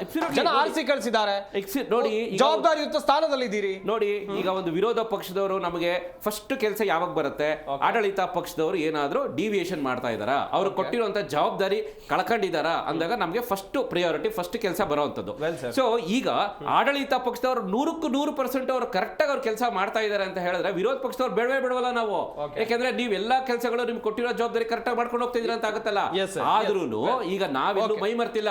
ನಿಮಗೆ ಪಾದಯಾತ್ರೆ ವಾಲ್ಮೀಕಿ ನಿಗಮದಲ್ಲಿ ಬಂತಲ್ಲ, ಸ್ವತಃ ಸಿಎಂ ಸಿದ್ದರಾಮಯ್ಯನವರು ಒಪ್ಕೊಂಡ್ರು ಸದನದಲ್ಲಿ ಇಷ್ಟು ಕೋಟಿ ಹಗರಣ ಆಗಿದೆ ಅಂತ. ಅಲ್ಲಿಂದ ಹಿಡ್ಕೊಂಡು ನಿನ್ನೆವರೆಗೂ ಇವತ್ತಿನವರೆಗೂ ನಾವು ಒಂದು ಜವಾಬ್ದಾರಿಯುತವಾಗಿರೋ ವಿರೋಧ ಪಕ್ಷವಾಗ್ಬಿಟ್ಟು ನಾವು ಆಡಳಿತ ಪಕ್ಷಕ್ಕೆ ಎಚ್ಚರಿಸುವಂತದ್ದು ಮಾಡೇ ಮಾಡ್ತಾ ಇದೀವಿ. ನಾವು ಯಾವುದೇ ಕಾರಣಕ್ಕೂ ಅದರಲ್ಲಿ ಲೋಪದೋಷಗಳಾಗಿಲ್ಲ. Okay okay okay doctor Satish Kumar ಅವರೇ, ಗಮನಿಸಿದ್ರಿ, ರಾಜ್ಯ ಬಿಜೆಪಿಯಲ್ಲಿ ಮೊದಲು 2 ಬಣ ಇತ್ತು, ಈಗ 3 ಬಣ ಆಗಿದೆ. ತಟಸ್ಥರ ಬಣ ಅಂತ ಮತ್ತೊಂದು ಗುಂಪೆ ಸೃಷ್ಟಿಯಾಗಿದೆ. ರಾಜ್ಯಾಧ್ಯಕ್ಷರ ಪಟ್ಟಕ್ಕಾಗಿ ದೊಡ್ಡ ಮಟ್ಟದ ಬಡಿದಾಟ ನಡೀತಾ ಇದೆ. ಇವೆಲ್ಲ ಘಟನಾವಳಿಗಳನ್ನ ನೋಡ್ತಾ ಇದ್ರೆ ನಿಮ್ಮ ಪಕ್ಷದಿಂದ ಪ್ರತಿಕ್ರಿಯೆ ಏನು? ಅಲ್ಲ, ಬಡಿದಾಟ ನಡೀತಾ ಇದೆ ಅಂತ ಹೇಳಿದ್ರೆ ಯಾರು ಉದ್ಧಾರಕ್ಕಾಗಿ ಇವ್ರು ಬಡಿದಾಟ ಮಾಡ್ತಾ ಇದ್ದಾರೆ? ಜನಸಾಮಾನ್ಯರ ಉದ್ಧಾರಕ್ಕೆ ಏನಾದ್ರು ಮಾಡ್ತಾ ಇದ್ದಾರೆ? ಅವರವರ ವೈಯಕ್ತಿಕ ಬಡಿದಾಟ ಎಲ್ಲವೂ ಕೂಡ. ಯಾಕಂತ ಹೇಳಿದ್ರೆ ಇವತ್ತು ಒಂದು ವಿರೋಧ ಪಕ್ಷವಾಗಿ JDS ವಕ್ತಾರರು ಅನ್ನೋದಕ್ಕಿಂತ BJP ವಕ್ತಾರರು ಅಂತಾನೆ ಹೇಳ್ಬಿಡಿ. ಮೈತ್ರಿಲೇ ಇರ್ಲಿ, ಅದ್ರ ಬೇಡ. ಅವ್ರನ್ನ ಸಮರ್ಥನೆ ಮಾಡ್ಕೊಳ್ಳಿದ ರೀತಿ ನೋಡಿದ್ರೆ ಯಾವ ರೀತಿ ಇದು ಅಂದ್ರೆ, ಇವಾಗ ನಮ್ಗೇನು ಜನ ಕೆಲಸ ಕೊಟ್ಟಿಲ್ಲ, ನಾವು ಆರಾಮಾಗಿ ಮಲ್ಕೊಳ್ಳೋಣ ಅಂದ್ರೆ ಮಲ್ಕೊಳ್ಳಬಹುದು ಅನ್ನೋ ರೀತಿಲಿ ಅವ್ರು ಹೇಳಿದ್ರು. ಅಂದ್ರೆ ಆಡಳಿತ ಮಾಡೋರು ಮಾಡ್ತಾ ಇದಾರಲ್ಲ, ನಮ್ಗೇನಿಲ್ಲ ಅನ್ನೋ ತರ ಅವರ ದಾಟಿಯಲ್ಲಿ ಉತ್ತರವನ್ನ ಕೊಟ್ಟು ಇದು ಮಾಡ್ಕೊಂಡಿದ್ದಾರೆ. ನಿಜವಾಗ್ಲೂ ಇವ್ರಿಗೆ ಒಂದು ಜನಸೇವೆ ಅಂತಕ್ಕಂಥ ಕಾನ್ಸೆಪ್ಟ್ಗಳು ಗೊತ್ತಿದ್ರೆ ಅವರು ಈ ರೀತಿ ಹೇಳ್ತಾ ಇರ್ಲಿಲ್ಲ. ಮತ್ತೆ ಮುಖ್ಯವಾಗಿ ನಾವು ಆ ನಾಯಕರುಗಳು ದಂಗಲ್ ಏನ್ ದೆಹಲಿವರೆಗೂ ಇವರು ಬಣ ಬಡಿದಾಟಗಳು, ಯಾರ ಏಳಿಗೆಗಾಗಿ ಬಣ ಬಡಿದಾಟ ಮಾಡ್ತಿದ್ದೀರಾ? ಜನರ ಏಳಿಗೆಗಾಗಿ ಬಣ ಬಡಿದಾಟ ಮಾಡಿದ್ರೆ ಅದು ಹೇಳ್ಬೋದು. ಆಯ್ತು, ಇವತ್ತು ದೆಹಲಿದೆಲ್ಲ ಪಾಪ ಹೋಗಿ ಬಂದ್ರು, ದೆಹಲಿಯಲ್ಲಿ ಆಮ್ ಆದ್ಮಿ ಪಾರ್ಟಿನೂ ಸೋಲ್ಸಿದ್ದಾರೆ, ಸಂತೋಷ. ಅದು ಒಂದು ಚುನಾವಣೆ ಅಂತ ಬಂದಾಗ ಅದು ಯಾವ ರೀತಿ ಅವ್ರ ಮಾರ್ಕೆಟಿಂಗು, ನಮ್ಮ ಶಕ್ತಿ ಏನಿತ್ತು, ಬಡವರ ಪಕ್ಷದ ಸ್ಟ್ರೆಂತ್ ಏನಿತ್ತು, ಶ್ರೀಮಂತ ಪಕ್ಷದ ಸ್ಟ್ರೆಂತ್ ಏನಿತ್ತು, ಜನಗಳು ನೋಡ್ತಾರೆ, ಕೊಡ್ತಾರೆ, ಅಧಿಕಾರ ಇದು. ಆದ್ರೆ ಇವರು ಅಲ್ಲಿನ ಉದಾಹರಣೆನ ಕೊಟ್ಬಿಟ್ಟು ಇಲ್ಲಿ ಇವ್ರ ಕೆಲಸಗಳನ್ನ ಮರೀತಕ್ಕಂಥ ಕೆಲಸಗಳನ್ನ ಎಷ್ಟು ನಯವಾಗಿ ಹೇಳ್ಕೊಂಡು ಬಂದ್ರು ಅಂತ ಹೇಳಿದ್ರೆ, ನಿಮಗಿಲ್ಲಿ ಅಧಿಕಾರ ಕೊಟ್ಟಿರ್ತಕ್ಕಂಥ ನೀವು ಅಧಿಕಾರದಲ್ಲಿದ್ರಿ, ನಿಮ್ಮ ಅಧಿಕಾರ ಆಡಳಿತ ಸರಿ ಇಲ್ಲ, BJP ಸರಿ ಇಲ್ಲ ಅಂತೇಳಿ ಜನ ನಿಮಗೆ ವಿರೋಧ ಪಕ್ಷದ ಸ್ಥಾನದಲ್ಲಿ ಕೂರ್ಸಿದ್ದಾರೆ. ಅಂದ್ರೆ ನಿಮಗೆ ಅಧಿಕಾರದಲ್ಲಿ ಇಟ್ಟಿಲ್ಲ, ಕೂರ್ಸಿದ್ದಾರೆ. ಕೂರ್ಸಿದ್ಮೇಲೆ ಇವಾಗ ನಮ್ಮ ಅಧಿಕಾರನು ಸರಿಗಿಲ್ಲ ಅಂತ ಕೂರ್ಸಿದ್ದಾರೆ. ಆದ್ರೆ ಗೊತ್ತಾಗ್ತದಲ್ಲ ರಿಯಾಲಿಟಿ. ಈಗ 5 ವರ್ಷ ಇವ್ರು ಮಾಡಿದ್ಮೇಲೆ ಏನ್ ಗೊತ್ತಾಗ್ತದೋ ಗೊತ್ತಾಗ್ತದೆ, ಅದು ಬರ್ತದೆ. ಸುಳ್ಳುಗಳು ಇವತ್ತು ಜಯಿಸಿದೆ, ಸುಳ್ಳುಗಳು ದೇಶವನ್ನ ಆಳ್ತಾ ಇದೆ. ಸತ್ಯ ಅಂತಕ್ಕಂಥದ್ದು ಸಂಕಟಕ್ಕೆ ಒಳಗಾಗಿದೆ, ಆದ್ರೆ ಅಲ್ಟಿಮೇಟ್ಲಿ ಸತ್ಯ ಅಂತಕ್ಕಂಥದ್ದು ಗೆದ್ದೇ ಗೆಲ್ತದೆ. ಆದ್ರೆ ಇವ್ರನ್ನ ವಿರೋಧ ಪಕ್ಷದಲ್ಲಿ ಕೂರಿಸಿ ನೀವು ರಾಜ್ಯದ ಏಳಿಗೆಗಾಗಿ ಏನಾದ್ರು ಮಾಡ್ತಾ ಇದ್ದೀರಾ? ಜನ ನಮ್ಮನ್ನೇನಾದ್ರು ಮುಂದಿನ ಚುನಾವಣೆಯಲ್ಲಿ ಛೀ ಥೂ ಅಂತ ಉಗಿತಾರೆ. ನಾವು ಒಳ್ಳೆಯ ವಿರೋಧ ಪಕ್ಷವಾಗಿ ಕೆಲಸ ಮಾಡಬೇಕು ಅಂತಕ್ಕಂಥದ್ದು ಏನಾದ್ರು ಇವ್ರಿಗೆ ಪರಿಜ್ಞಾನ ಇದ್ದಿದ್ರೆ ಮಾಡ್ತಿರ್ಲಿಲ್ಲ. ಯಾಕಂದ್ರೆ ಜನರ ಮೇಲೆ ಇವ್ರಿಗೆ ಅಸಡ್ಡೆ. ಇವತ್ತು ನಾವು ನನ್ನ ಅಧಿಕಾರ ಉಳಿಸ್ಕೊಳ್ಳೋಣ, ನಾನ್ ರಾಜ್ಯಾಧ್ಯಕ್ಷ ಆಗ್ಬೇಕು, ನೀನ್ ರಾಜ್ಯಾಧ್ಯಕ್ಷ ಆಗ್ಬೇಕು. ನಾವು ಆಮ್ ಆದ್ಮಿ ಪಾರ್ಟಿಯಲ್ಲಿ 10 ವರ್ಷದಿಂದ ನಮ್ಮ ಪಾರ್ಟಿ ಒಳಗೆ ನಾವು ಕಿತ್ತಾಡಿಲ್ಲ, ನಾವ್ ಇಷ್ಟ ಇಲ್ಲ ಅಂತ ಬಿಟ್ಟೋಗಿದ್ದಾರೆ. ಆದ್ರೆ ನಾವು ಸಚಿವ ಸಂಪುಟದಲ್ಲಿ ಕಿತ್ತಾಡ್ಕೊಂಡು ಅರವಿಂದ್ ಕೇಜ್ರಿವಾಲ್ನ ಇಳಿಸ್ಬೇಕು, ಕುಕ್ಕಬೇಕು, ನಾನ್ ಆ ಸ್ಥಾನ ತಗೋಬೇಕು, ಈ ಸ್ಥಾನ ತಗೋಬೇಕು, ಮಿನಿಸ್ಟರ್ಶಿಪ್, ನಾವು ಅದನ್ನ ಮಾಡಿಲ್ಲ. ಯಾಕೆ ಅಂದ್ರೆ ನಮ್ಮ ಉದ್ದೇಶ ಕ್ಲಿಯರ್ ಇತ್ತು. ಯಾಕೆ ನಮ್ದು ಜನಸೇವೆಯೇ ಆಮ್ ಆದ್ಮಿ ಪಾರ್ಟಿಯ ಉದ್ದೇಶ ಆಗಿತ್ತು. ಆದ್ರೆ ಇವ್ರ ಉದ್ದೇಶ ಏನಾಗಿದೆ ಅಂದ್ರೆ ಅವರ ಸ್ವ ಸಾಧನೆ, ಸ್ವಪ್ರತಿಷ್ಠೆ, ಅವರ ಅಧಿಕಾರ ಗಳಿಕೆ ಅದಾಗಿರೋದ್ರಿಂದ ಈ ದಂಗಲ್ಗಳಾಗ್ತಾ ಇದೆ. ಈ ದಂಗಲ್ ಜನಗಳ ಮೇಲೆ ಭಯ ಇಲ್ಲ. ಎಲೆಕ್ಷನ್ಗೆ ಹೋದಾಗ ನಾವೇನ್ ಸ್ಟ್ಯಾಟಿಸ್ಟಿಕ್ಸ್ ಮಾಡ್ಬೇಕು, ನಾವು ಬಂಡವಾಳ ಹಾಕ್ಬೇಕು, ಬಂಡವಾಳ ಹಾಕಿದ್ರೆ ಗೆದ್ದೆ ಗೆಲ್ತೀನಿ ಅನ್ನೋ ಧೈರ್ಯ ಅವ್ರಿಗೆ. ಜನರ ಮೇಲೆ ಇವ್ರಿಗೆ ಭಯ ಇದ್ದಿದ್ರೆ ಈ ರೀತಿ ದಂಗಲ್ ಎಷ್ಟು 6 ತಿಂಗಳಿಂದ ನಡೀತಾ ಇದೆ. ನಾನು ಬರೀ BJP-ನವ್ರಿಗೂ ಹೇಳ್ತಿಲ್ಲ, ಕಾಂಗ್ರೆಸ್ನವ್ರಿಗೂ ಅದನ್ನೇ ಹೇಳ್ತಾ ಇರೋದು. ಅಧಿಕಾರ ಇವ್ರದ್ದು ಏನು ಉದ್ದೇಶ? ಜನಗಳ ಮುಂದೆ ಹೋಗ್ತೀವ್ರಿ, ನಮ್ಮ ಸಾವಿರಾರು ಕೋಟಿ ಸಂಪತ್ತಿದೆ ನಮ್ಮ ಪಾರ್ಟಿಗಳಲ್ಲಿ, ಮಾರ್ಕೆಟಿಂಗ್ ಚೆನ್ನಾಗಿ ಮಾಡ್ತೀವಿ, ಇವನ್ ಭ್ರಷ್ಟಾಚಾರಿ, ಅವನ್ ಭ್ರಷ್ಟಾಚಾರಿ, ಈ ಪಕ್ಷದ ಭ್ರಷ್ಟಾಚಾರಿ ಹಂಗಂತ ಹೇಳ್ಕೊಂಡು ಜನಗಳಿಗೆ ಅವ್ರು ಅನ್ಕೊಂಡ್ಬಿಟ್ಟಿದ್ದಾರೆ. ಇವ್ರು ಬಿಟ್ರೆ ಇವರು, ಇವ್ರು ಬಿಟ್ರೆ ಇವರು ಜನ ಯಾವತ್ತು ತಿರುಗಿ ಬಿದ್ದು ಇವರೆಲ್ಲ ಬೇಡ ಬೇರೆ ಯಾರು ಕೊಡೋಣ ಅಂತ ನಿರ್ಧಾರ ಮಾಡಬೇಕು, ಅವತ್ತು ಒಂದು ವಿರೋಧ ಪಕ್ಷವಾಗಿ ಕೆಲಸ ಮಾಡ್ತದೆ, ಆಡಳಿತ ಪಕ್ಷವಾಗಿ ಕೆಲಸ ಮಾಡ್ತದೆ. ಈಗ ಜನರ ಕೈಯಲ್ಲಿ ಏನು ಇಲ್ಲ, ಓಟ್ ಹಾಕೋ ಒಂದ್ ದಿವಸ ಮಾತ್ರ ಇರ್ತದೆ. ಇನ್ನು 5 ವರ್ಷ ಇವ್ರದೇ, ಆಡಳಿತ ಪಕ್ಷದ್ದು ಅದೇ, ವಿರೋಧ ಪಕ್ಷದ್ದು ಅದೇ. ಜನಸಾಮಾನ್ಯರು ಇದರಲ್ಲಿ ಬುದ್ಧಿ ಕಲ್ತ್ಕೋಬೇಕು. ಓಕೆ, ಕಾಂಗ್ರೆಸ್ ವಕ್ತಾರರನ್ನ ಪ್ರಶ್ನೆ ಮಾಡ್ತಾ ಹೋಗೋಣ. ಆಡಳಿತದಲ್ಲಿದ್ದೀರಿ ದರ್ಶನ್ ಅವರೇ, ನೀವು ನಿಮ್ಮ ಪಕ್ಷದ ತಪ್ಪುಗಳನ್ನ ತಿದ್ದೋರು ವಿರೋಧ ಪಕ್ಷದವರು, ನೀವೇನೇ ತಪ್ಪು ಮಾಡಿದ್ರು ಅದನ್ನ ಟೀಕೆ ಮಾಡೋರು ಅಥವಾ ಸರ್ಕಾರವನ್ನ ಸರಿದಾರಿಗೆ ತರೋರು, ನಾನು ಆಗ್ಲೂ ಕೂಡ ಮೆನ್ಷನ್ ಮಾಡಿದ್ದೆ ಇದೇ ವಿಚಾರವನ್ನ, ಬಣಬಡಿದಾಟದಲ್ಲಿ ಬ್ಯುಸಿ ಆಗಿದ್ದಾರೆ. ಏನ್ ಹೇಳ್ತೀರಾ ಇದನ್ನೆಲ್ಲ ನೋಡಿ? ನೋಡಿ, ಆ ಒಂದು ಜವಾಬ್ದಾರಿ ವಿರೋಧ ಪಕ್ಷದಲ್ಲಿದ್ದವರು ಯಾರಿದ್ದಾರೆ ಅವ್ರಿಗೆ ಬೇಕಾಗಿರ್ತಕ್ಕಂಥದ್ದು. ನಾವು ಒಂದು ವಿರೋಧ ಪಕ್ಷಕ್ಕೆ ತಂದು ಕೂರಿಸಿದ್ದಾರೆ. ನೀವು ಅಧಿಕಾರದಲ್ಲಿದ್ದಾಗ ಆದಂಥ ಕಿತ್ತಾಟಗಳು, ಆವಾಗಲೂ ಮುಖ್ಯಮಂತ್ರಿಗಳ ಬದಲಾವಣೆಗಳು ಪ್ರತಿಯೊಂದು ಈ ರಾಜ್ಯದ ಜನ ಸೂಕ್ಷ್ಮವಾಗಿ ಗಮನಿಸ್ತಾ ಇದ್ದಾರೆ. ತದನಂತರ 23 ತೀರ್ಪು ಸಹ ಬಂದಿದೆ. ಅದಾಗಿ ಲೋಕಸಭೆನಲ್ಲೂ ನಾವು ಒಂದಿದ್ದವರು 9 ಸೀಟನ್ನು ಗೆದ್ದಿದ್ದೀವಿ. ಮತ್ತೆ ನಡೆದಂಥ 3 ಉಪಚುನಾವಣೆಗಳಲ್ಲಿ ಅದರಲ್ಲಿ ಬಹಳ ಮುಖ್ಯವಾಗಿ 2 ಮಾಜಿ ಮುಖ್ಯಮಂತ್ರಿಗಳು ಕುಮಾರಸ್ವಾಮಿ ಅವರು ಮತ್ತೆ ಬೊಮ್ಮಾಯಿಯವ್ರ ಮಕ್ಕಳ ಇಬ್ಬರನ್ನು ಸೋಲಿಸಿರ್ತಕ್ಕಂಥ ಉದಾಹರಣೆ.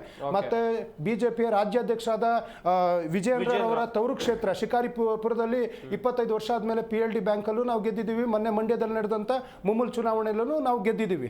ಜನ ಒಂದ್ ಕಡೆ ನಮ್ಮ ಕಾರ್ಯಕ್ರಮಗಳನ್ನ ಬಹಳಷ್ಟು ಮೆಚ್ಚುಗೆ ಕೊಡ್ತಿದ್ದಾರೆ, ಅದ್ರ ತೀರ್ಪುಗಳನ್ನ ಇವತ್ತು ನಮ್ಮ ರಾಜ್ಯದಲ್ಲಿ ಕೊಡುವಂತ ಕೆಲಸ ಆಗ್ತಾ ಇದೆ. ಆದ್ರೆ ಪ್ರತಿಯೊಂದಕ್ಕೂ ಒಂದು ಇತಿ ಮಿತಿ ಅಂತ ಇರ್ತದೆ. ಗಲಾಟೆ ಆಗ್ದಿಲ್ಲ ಅಂತ ಜಾಗ ಯಾವ್ದಿಲ್ಲ, ಅಥವಾ ಬೇಗುದಿಗಳು ಅವು ಇವು ಅಂತ ಇರ್ತವೆ ಸಣ್ಣ ಪುಡದಾಗೆಲ್ಲ ಆದ್ರೂ.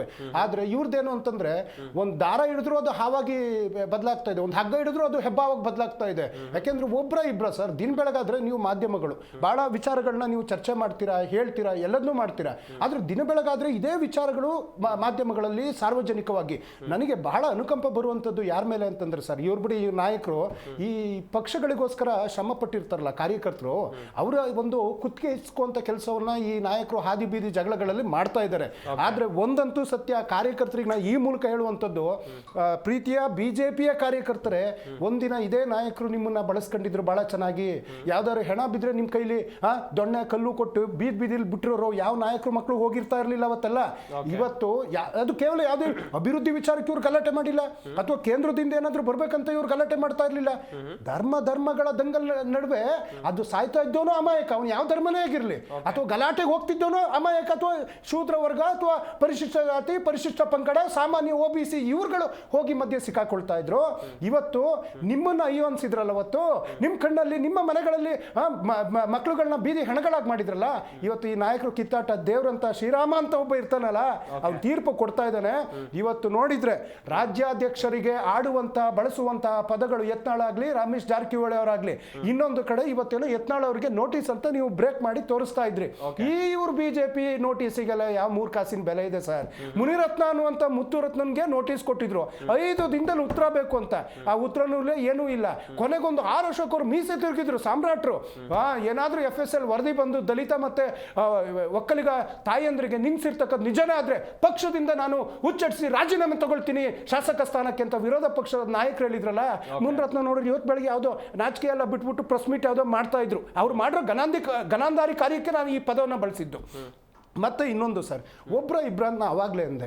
ಒಬ್ರು ಹರೀಶ್ ಅವರು, ಸಿದ್ದೇಶ್ವರ್ ಅವರು, ಕುಮಾರ್ ಬಂಗರಪ್ಪನವರು, ರೇಣುಕಾಚಾರ್ಯ ಅವರು, ಪ್ರತಾಪ್ ಸಿಂಹ, ಹರ್ತಾಳು ಹಾಲಪ್ಪನವರು, ಆಮೇಲೆ ವಿಶ್ವನಾಥ್ ಅವರು, ಮೊನ್ನೆ MP ಸುಧಾಕರ್ ಅವರು ನಾನು ಪಕ್ಷನೇ ಬಿಟ್ಟು ಹೋಗ್ತೀನಿ ಅಂತ ಹೇಳ್ತಾ ಇರ್ತಕ್ಕಂಥದ್ದು. ಆಮೇಲೆ ಇವರೇನೋ ಉಚ್ಚಾಟನೆ ಮಾಡ್ತೀವಿ ಅಂತ ಹೇಳಿದ್ರು ಹೆಬ್ಬಾರ್ ಅವ್ರನ್ನ, ಮತ್ತೆ ST ಸೋಮಶೇಖರ್ ಅವ್ರನ್ನ. ಅದೆಲ್ಲಿಗೆ ಬಂದು ನಿಂತಿದೆ ಅಂತ ಕಟ್ಟ ಸುಬ್ರಹ್ಮಣ್ಯ ನಾಡು, ರೇಣುಕಾಚಾರ್ಯ, ಆಮೇಲೆ ಅರವಿಂದ ಲಿಂಬಾವಳಿ, ಹೀಗೆ ಪಟ್ಟಿ ದಿನ ಬೆಳಗಾದ್ರೆ ಗಲಾಟೆಯ ಪಟ್ಟಿಗಳೇ ಜೋರಾಗಿ ಹೋಗಿದೆ. ಮತ್ತೆ ಇವತ್ತು ಇವರು ಡೆಲ್ಲಿ ಯಾತ್ರೆಯನ್ನ ಮಾಡ್ತಾ ಇದ್ದಾರೆ. ದಂಡಯಾತ್ರೆ ಮಾಡ್ಲಿ, ಏನು ಅವ್ರ ಹೈಕಮಾಂಡ್ ಅಲ್ಲೊಂದಿದೆ. ಹಾಗೇನೆ ಬರ್ತಾ ಕರ್ನಾಟಕಕ್ಕೆ ಮಹಾನ್ ಮೋಸ ಆಗಿದೆಯಲ್ಲ ಕೇಂದ್ರದಿಂದ, ಅದ್ರ ಬಗ್ಗೆ ಆದ್ರೂ ಹೋಗಿ ಒಂದೊಂದು ರಿಕ್ವೆಜೇಷನ್ ಕೊಟ್ಟು ಕೇಂದ್ರ ಸಚಿವರುಗಳು ಅವ್ರು ಬಹಳ ಹತ್ರದಲ್ಲಿ ಸಿಗ್ತಾರಲ್ಲ, ಅವ್ರುಗಳನ್ನ ಪ್ರಶ್ನೆ ಮಾಡುವಂಥದ್ದು, ರಾಜ್ಯಕ್ಕೂ ನ್ಯಾಯ ತರುವಂತ ಕೆಲಸ ಮಾಡಿದ್ರೆ ಜನ ಏನೋ ಮೆಚ್ಚೋನೋ. ಆದ್ರೆ ಇವರ ಹಾದಿ ಬೀದಿಯ ಗಲಾಟೆಗಳು, ದಿನ ಬೆಳಗಾದ್ರೆ ಅವರವರು ಆಡಿಕೊಳ್ಳುವಂತಹ ಮಾತುಗಳು, ಯಾವೊಂದು ಪಕ್ಷವನ್ನ ಶಿಸ್ತಿನ ಪಕ್ಷ ಅಂತ ಹೇಳ್ತಾ ಇದ್ರು. ಆಯ್ತು, ನಿನ್ನೆ ಸದಾನಂದ ಗೌಡ್ರು ಟಿವಿನಲ್ಲಿ ಮಾತಾಡ್ತಾ ಇದ್ರು. ಅವತ್ತಿನ ದಿನ ಯತ್ನಾಳ್ ಅವ್ರನ್ನ ನಾನು ಪಕ್ಷದಿಂದ ಉಚ್ಚಾಟನೆ ಮಾಡಿದ್ದೆ, ಅವತ್ತು ನಾನು ರೇಣುಕಾಚಾರ್ಯ ಅವ್ರನ್ನ ಉಚ್ಚಾಟನೆ ಮಾಡಿದ್ದೆ. ಆ ತಾಕತ್ತು ಈ ಇವತ್ತಿನ ಬಿಜೆಪಿಯ ರಾಜ್ಯಾಧ್ಯಕ್ಷರಿಗೆ ಅಥವಾ ರಾಷ್ಟ್ರಾಧ್ಯಕ್ಷರಿಗೆ ಅಥವಾ ಅವರ ಹೈಕಮಾಂಡ್ಗಿಲ್ವಾ?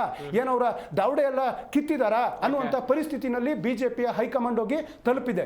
ಮತ್ತೆ ಇವತ್ತಿನ ಮುನಿಸು, ಇವತ್ತಿನ ಗಲಾಟೆ ಅಲ್ಲ ಸರ್, ಇವತ್ತು ಇವರು ವಿರೋಧ ಪಕ್ಷಕ್ಕೆ ಯಾವತ್ತು ಬಂದ್ರು ಅಲ್ಲಿಂದ ಮತ್ತೆ MP ಚುನಾವಣೆ ನಡಿಬೇಕಾದ್ರೆ ಆ ಎಲ್ಲ ಜಿಲ್ಲೆಗಳಲ್ಲೂ ಬಣಬಡಿದಾಟ ಗಲಾಟೆಗಳಾದ್ರೂ ಸಮೇತ ಈ ಒಂದು ಮೌನವಾಗಿ ಕೂತಿರೋದು ನೋಡಿದ್ರೆ ಬಿಜೆಪಿಯ ಹೈಕಮಾಂಡ್ ಒಂದು ಆಲ್ಮೋಸ್ಟ್ ಆಲ್ ಅವರೊಂದು ಬದುಕಿದೆಯೋ ಇಲ್ವೋ ಅನ್ನುವಂಥ ಪರಿಸ್ಥಿತಿನಲ್ಲಿ ಆ ಒಂದು ICUನಲ್ಲಿ ನಿನ್ನೆ ನಾವೇನು ಹೇಳೋದು ಸರ್, ಅವ್ರ ಪಕ್ಷದವರೇ ಹೇಳ್ತಾರೆ ಅವ್ರ ಕಥೆಗಳನ್ನ. ರಾಜುಗೌಡರು ಹೇಳಿದ್ರು ನಿನ್ನೆ, ಇವಾಗ ನಾವೇನೋ ICUನಲ್ಲಿ ಇದ್ದೀವಿ, ನಾಳೆ ನಮ್ದು ಪರಿಸ್ಥಿತಿ ಹಿಂಗೆ ಆದ್ರೆ ನಮ್ಮ ಬಿಜೆಪಿ ಕೋಮಕ್ಕೆ ಹೋಗ್ತೀವಿ ಅಂತ ಭವಿಷ್ಯವನ್ನೇ ಅವ್ರ ನಾಯಕರುಗಳು ನುಡಿತಾ ಇದ್ದಾರೆ.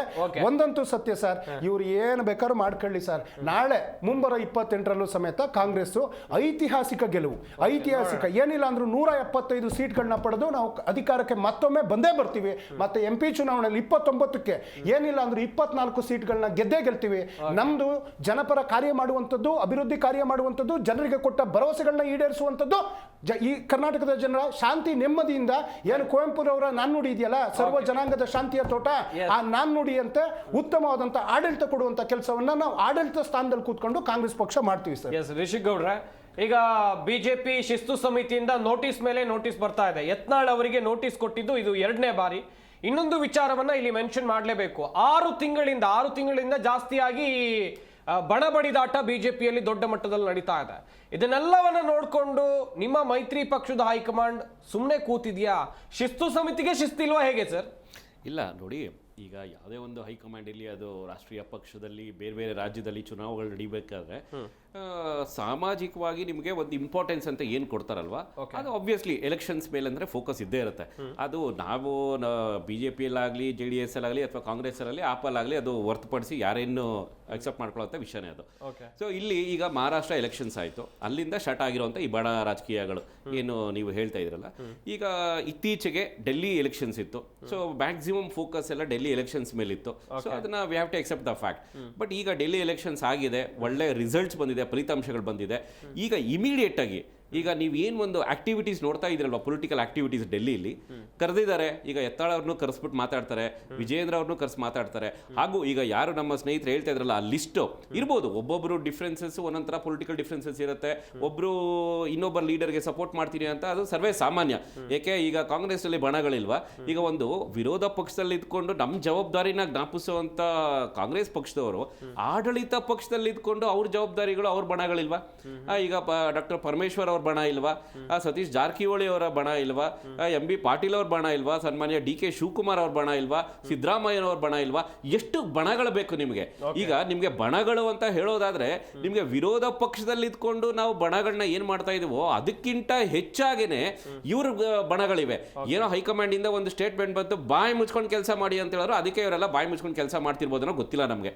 ಇನ್ನ ಇವ್ರು ಹೇಳಿದ್ರೆ ಈಗ ಏನದು ಇತ್ತೀಚೆಗೆ ಇವ್ರದ್ದು ಯಾವ ರೀತಿ ಒಂದು ಸ್ಟ್ಯಾಂಡ್ ಇರುತ್ತೆ ಅಂತ ನೀವು ಗಮನಿಸೋದಾದ್ರೆ, ಸನ್ಮಾನ್ಯ ಮಲ್ಲಿಕಾರ್ಜುನ ಖರ್ಗೆ ಅವರು ಹೇಳಿದ್ರು, ನೀವು ಅಲ್ಲಿ ಹೋಗ್ಬಿಟ್ಟು ನೀರಲ್ಲಿ ಡುಂಕಿ ಹೊಡೆದ್ರೆ ನಿಮಗೆ ಉದ್ಧಾರ ಆಗ್ತದೇನ್ರಿ, ಅಭಿವೃದ್ಧಿ ಆಗ್ತದೇನ್ರಿ ಅಂತ ಹೇಳಿದ್ರು. ಸೊ ಹಾಗಾದ್ರೆ ಈಗ ಸನ್ಮಾನ್ಯ DK ಶಿವಕುಮಾರ್ ಅವರು ಕರ್ನಾಟಕ ರಾಜ್ಯದಲ್ಲಿ ಏನೂ ಅಭಿವೃದ್ಧಿ ಆಗ್ತಾ ಇಲ್ಲ, ಇನ್ನು ಮುಂದಕ್ಕಾದ್ರೂ ಏನಾದ್ರು ಅಭಿವೃದ್ಧಿ ಆಗಬಹುದೇನೋ ಅಂತ ಜ್ಞಾನೋದಯ ಆಗಕ್ಕೆ ಏನಾದ್ರು ಮೊನ್ನೆ ಹೋಗಿದ್ರ ಅಲ್ಲಿ UPಗೆ ಹೋಗ್ಬಿಟ್ಟು ಅಲ್ಲಿ ಏನದು ಸ್ನಾನ ಮಾಡ್ಕೊಂಡು ಬರಕ್ ಹೋಗಿದ್ರಲ್ಲ, ಅಂದ್ರೆ ಏನಾದ್ರು ಜ್ಞಾನೋದಯ ಆಗ್ತಾ ಇದೆಯಾ ಅಥವಾ ಆಗ್ಲಿ ಅಂತ ನಾವು ಆಶೆ ಪಡ್ತೀವಿ. ಯಾಕಂದ್ರೆ ಕರ್ನಾಟಕ ರಾಜ್ಯದಲ್ಲಿ ಅಭಿವೃದ್ಧಿ ಅಂತೂ ಶೂನ್ಯ. ಸೊ ಅಟ್ಲೀಸ್ಟ್ ಈಗ ಅಲ್ಲಿ ಹೋಗಿ ನೀರಲ್ಲಿ ಮುಳುಗಿ ಎದ್ದು ಬಂದ ಮೇಲೆ ಇನ್ನು ಮುಂದಕ್ಕಾರ ಏನಾದ್ರು ಅಭಿವೃದ್ಧಿ ಆಗಬಹುದೇನೋ ಅಂತ ಒಂದು ಆಶಯ ನಮಗೆ. ಇನ್ನು ಇವರು ಬಣ ಬಡಿದಾಟಗಳು ಅಂತ ಹೇಳ್ತಾರೆ. KN ರಾಜಣ್ಣ ಅವರು ಸನ್ಮಾನ್ಯ ಇರೋದು ಸಚಿವರು, ಅವ್ರು ಹೇಳ್ತಾರೆ ಯಾವುದು ಒಂದು ಹಿಂದುಳಿದ ನಿಮಗೆ ಶಾಲೆ ಮಕ್ಕಳಿಗೆ ಸ್ಕಾಲರ್ಶಿಪ್ ದುಡ್ಡು ಕೊಡಕ್ ನಿಮ್ಮ ಹತ್ರ ದುಡ್ಡಿಲ್ವಲ್ರಿ ನಿಮ್ಗೆ ಅಂತ ಹೇಳ್ತಾರೆ. ಇದು ನಾವ್ ಹೇಳಿದೀವ. ಸೊ ಇಲ್ಲಿ ನಾವು ಗಮನಿಸಬೇಕಾಗಿರುವಂತದ್ದು, ಕರ್ನಾಟಕ ರಾಜ್ಯದಲ್ಲಿ ಒಂದು ಆಡಳಿತ ಜವಾಬ್ದಾರಿ ಅಂತ ಕೊಟ್ಟಾಗ ನೀವು 3,75,000 ಕೋಟಿ ಫಂಡ್ಸ್ ಇದೆ. ಈ ಫಂಡ್ಸ್ ಅಲ್ಲಿ ನೀವು ಯಾವ ರೀತಿ ಯಾವ ಅಭಿವೃದ್ಧಿ ಕಾರ್ಯಕ್ರಮಕ್ಕೆ ಯಾವ ರೀತಿ ಡಿಸ್ಟ್ರಿಬ್ಯೂಟ್ ಮಾಡಿದೀರಾ ಅಂತ ಅಂದ್ಬಿಟ್ಟು ನೀವು ಜನತೆಗೆ ಹೇಳ್ಬೇಕಲ್ವಾ. ನೀವು ಅಭಿವೃದ್ಧಿ ಮಾಡ್ತಾ ಇದ್ದೀರಾ ಅಂತ ಹೇಳಿದ್ರೆ, ಸೊ ನಿಮಗೆ ಕೊಟ್ಟಿರುವಂತ ಜವಾಬ್ದಾರಿ ಏನಿದೆ, ನಿಮಗೆ 3,75,000 ಕೋಟಿ ಇದನ್ನ ನೀವು ಫಂಡ್ ಅಲೋಕೇಶನ್ ಮಾಡಬೇಕು. ಒಂದು ಇನ್ನೊಂದು ಕಾನೂನು ಸುವ್ಯವಸ್ಥೆ. ಸೊ ಕಾನೂನು ಸುವ್ಯವಸ್ಥೆ ಆಗ್ತಾ ಇದೆಯಾ ಕರ್ನಾಟಕ ರಾಜ್ಯದಲ್ಲಿ? ನಿಮಗೆ ಎಲ್ಲೆಲ್ಲಿ ಈಗ ಹಾಡಾಗಲೇ ಏನು ದರೋಡೆಗಳು ನಡೀತಾ ಇದೆ, ಏನೇನಾಗ್ತಾ ಇದೆ ನಾನು ಮತ್ತೆ ಹೇಳೋದೇನು ಬೇಡ ನಿಮಗೆ. ಈ ರೀತಿ ನಿಮಗೆ ಕಾನೂನು ಸುವ್ಯವಸ್ಥೆ ಇದೆ. ಇನ್ನು ನಾನೊಂದು ಓಪನ್ ಚಾಲೆಂಜ್ ಆಗ್ತೀನಿ ಆಡಳಿತ ಪಕ್ಷದವ್ರಿಗೆ, ಯಾವ್ದಾದ್ರು ಒಂದು ಸಚಿವಾಲಯ ತಗೊಳ್ಳಿ, ಚರ್ಚೆ ಮಾಡೋಣ. ನೀವೇನು ಅಭಿವೃದ್ಧಿ ಮಾಡ್ತಾ ಇದ್ದೀರಾ, ಅಥವಾ ನಿಮ್ಮ ಸಚಿವರುಗಳು ಏನು ಅಭಿವೃದ್ಧಿ ಮಾಡ್ತಾ ಇದ್ದಾರೆ, ಅಥವಾ ಯಾವ ರೀತಿ ಒಂದು ಪಾಸಿಟಿವ್ ಮಾಡಲ್ ನಡೀತಾ ಇದೆ ಅಂತ ಅನ್ಬಿಟ್ಟು. ಈಗ ಒಂದು ಸಾರಿಗೆ ಸಚಿವಾಲಯ ತಗೊಳ್ಳೋಣ ಅಂತ ಹೇಳಿದ್ರೆ -2,000 crores ನಿಮ್ಗೆ ಸರ್ಪ್ಲಸ್ ಅಲ್ಲಿ ಇದ್ದಿದ್ದು ಅಂತ ಒಂದು ಸಚಿವಾಲಯ ಇವತ್ತು ಬಂದು 3,000 ಕೋಟಿ ಮೈನಸ್ ಅಲ್ಲಿ ಇದೆ. ಅವ್ರಿಗೆ PF EPF ಕೊಡಕ್ ಆಗ್ತಾ ಇಲ್ಲ, ಸಂಬಳಗಳು ಕೊಡಕ್ ಆಗ್ತಾ ಇಲ್ಲ, ಆ ಲೆವೆಲ್ ಬಂದು ಕುತ್ಕೊಂಡಿದೆ. ಸೊ ಅಂದ ಮೇಲೆ ಇವರು ಯಾವ ರೀತಿ ಒಂದು ಆಡಳಿತ ಮಾಡ್ತಾ ಇದ್ದಾರೆ ಅಂತ ಇದಕ್ಕಿಂತ ನಿಮ್ಗೆ ದೊಡ್ಡ ಉದಾಹರಣೆ ಬೇಕಾ ಒಂದು ವೈಫಲ್ಯ, ಫೇಲ್ಯೂರ್? ಇನ್ನ ಬೇರೆ ಚುನಾಯಿತ ಒಂದು ಏನದು ನಮ್ಮನ್ನ ದೇಶ ಎಕ್ಸೆಪ್ಟ್ ಮಾಡ್ಕೊಂಡ್ಬಿಟ್ಟಿದೆ, ನಮ್ ಗ್ಯಾರಂಟಿ ಎಕ್ಸೆಪ್ಟ್ ಮಾಡ್ಕೊಂಡ್ಬಿಟ್ಟಿದೆ ಅಂತ ಹೇಳಿದ್ರೆ ಮಹಾರಾಷ್ಟ್ರದಲ್ಲಿ ರಿಜೆಕ್ಟ್ ಮಾಡಿದ್ದಾರೆ ಇವರನ್ನ ಟೋಟಲ್ ಆಗಿ. ಇನ್ನ ನಿಮ್ಗೆ ಡೆಲ್ಲಿಲಿ ನೋಡಿದ್ರೆ ನಿಮ್ಗೆ ನಿಮ್ಮ ಮೈತ್ರಿ ಪಕ್ಷದವರು ಗ್ಯಾರಂಟಿ ಕೊಟ್ಟಿದ್ದಾರೆ ಸರ್, ಮೋದಿಗೆ ಗ್ಯಾರಂಟಿ ಕೊಟ್ಟಿದ್ದಾರೆ ಕೇಸ್ಕೊಳ್ಳಿ. ಆದ್ರೆ ಈಗ ವೋಟಿಂಗ್ ಪರ್ಸೆಂಟೇಜ್ ಅಂತ ತಗೊಂಡ್ರೆ ಅವ್ರಿಗೆ ಬಂದಿರುವಂತದ್ದು 6.7% ಇಂದ ಎಂಟೈರ್ ನಿಮ್ಗೆ ಡೆಲ್ಲಿಲಿ ಬಂದಿರುವಂತದ್ದು, ಮಹಾರಾಷ್ಟ್ರದಲ್ಲಿ ಬಂದಿರುವಂತದ್ದು ಎಷ್ಟು? ಸೊ ನಾವು ಏನಕ್ಕೆ ಇದನ್ನ ಹೇಳಕ್ ಬಯಸ್ತಾ ಇದೀವಿ ಅಂತ ಹೇಳಿದ್ರೆ, ಇವರು ಕರ್ನಾಟಕದ ಮಾಡಲು ಅಂತ ಅಂದ್ಬಿಟ್ಟು ಹೇಳಕ್ ಹೋಗ್ತಾರಲ್ವ ಎಲ್ಲಾ ಕಡೆನೂ. ಸೊ ಜನ ಇವ್ರನ್ನ ಎಕ್ಸೆಪ್ಟ್ ಮಾಡ್ಕೊಂಡಿದ್ದಾರೆ ಒಂದು ರಾಷ್ಟ್ರೀಯ ಪಕ್ಷದವರಾಗಿ, ಇದನ್ನ ಅಬ್ಸರ್ವ್ ಮಾಡ್ಬೇಕು. ಇನ್ನ ನಮ್ಮ ಆಪ್ ಸ್ನೇಹಿತರೆ ಹೇಳ್ತಾ ಇದ್ರು, ಅವರು ಯಾರು ಸಪೋರ್ಟ್ ತಗೊಂಡು ಸನ್ಮಾನ್ಯ ಅಣ್ಣಾ ಹಜಾರೆ ಅವ್ರನ್ನ ಕರ್ಕೊಂಡ್ಬಂದು ಪಾಪ ಅಷ್ಟು ದೊಡ್ಡ ವಯಸ್ಸಾಗಿರುವಂತವ್ರು, ಹಿರಿಯರು, ಹೋರಾಟಗಾರರು ಅಂತವ್ರ ಹೆಸರು ಯೂಸ್ ಮಾಡ್ಕೊಂಡ್ಬಿಟ್ಟು ಇವ್ರು ಅವ್ರಿಗೆ ಟೋಪಿ ಹಾಕ್ಬಿಟ್ರು. ಇತ್ತೀಚೆಗೆ ಬಂದ್ಬಿಟ್ಟು ಪಾಪ ಅವ್ರು ಹೇಳಿದ್ರು, ನಾವ್ ಹೇಳಿದ್ವಿ ಯಾರೋ ಕೇಜ್ರಿವಾಲ್ ಅವ್ರಿಗೆ, ಬಿಡ್ರಿ ನೀವು ಈ ಹಗರಣಗಳನ್ನ ಮಾಡೋದನ್ನ, ಈ ಭ್ರಷ್ಟಾಚಾರ ಮಾಡೋದನ್ನ ಬಿಡ್ರಿ ಅಂತ ಹೇಳಿದ್ರು. ಕೇಳಿದ್ರೆ ಇವರು ಲಿಕ್ಕರ್ ಸ್ಕ್ಯಾಮ್ ಅಲ್ಲಿ ಹೋಗ್ಬಿಟ್ಟು ಜೈಲಲ್ಲಿ ಕುತ್ಕೊಂಡು ಒಂದು ಆಡಳಿತ ಮಾಡ್ತೀವಿ ಅಂತ ಹೋಗಿದ್ರು. ಇದು ಇವ್ರ ನೈತಿಕತೆ. ಈಗ ರಾಷ್ಟ್ರೀಯ ಅಧ್ಯಕ್ಷರಾಗಿರುವಂತ ಸನ್ಮಾನ್ಯ ಕೇಜ್ರಿವಾಲ್ ಅವರನ್ನೇ ಸೋತಿದ್ದಾರೆ. ಇವ್ರು ಯಾವ ನೈತಿಕತೆ ಮಾತಾಡಿದ್ದಾರೆ? ದೇವೇಗೌಡರನ್ನೇ ಸೋಲ್ಸಿದಾರ್ರಿ, ಬಿಡ್ರಿ ಕೆಲಸ ಮಾಡಿದ್ರು ಅಂತ ಬೇರೆ ಹೇಳ್ರಿ, ರಾಜ್ಯದ ಹೇಳ್ರಿ. ನೋಡಿ ಕತೆ ಹೆಂಗಾಯ್ತು ಅಂದ್ರೆ ಆಮ್ ಆದ್ಮಿ ಅಂತ ಹೇಳ್ತಿದ್ರು, ಅವಾಗಲಿದೆ ಮಾರ್ಕೆಟಿಂಗ್ ಗೊತ್ತಾಗುತ್ತೆ, ಸುಳ್ಳು ಗೆದ್ದಿದೆ ಅನ್ನೋದು ಗೊತ್ತಾಗುತ್ತೆ ಜನಗಳಿಗೆ. ಮನೇನ ಕೊಟ್ಟುಬಿಟ್ಟು ಇವ್ರು ಆಲ್ಟ್ರೇಷನ್ ಆಮೇಲೆ ಆಯ್ತು ಸುಮ್ಮನೆ ನಿಮ್ ಟೈಮ್ ಮುಗೀತು.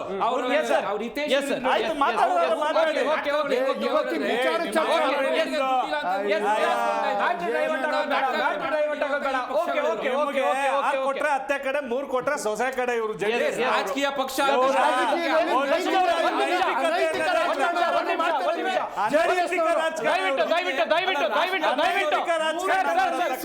ದಯವಿಟ್ಟು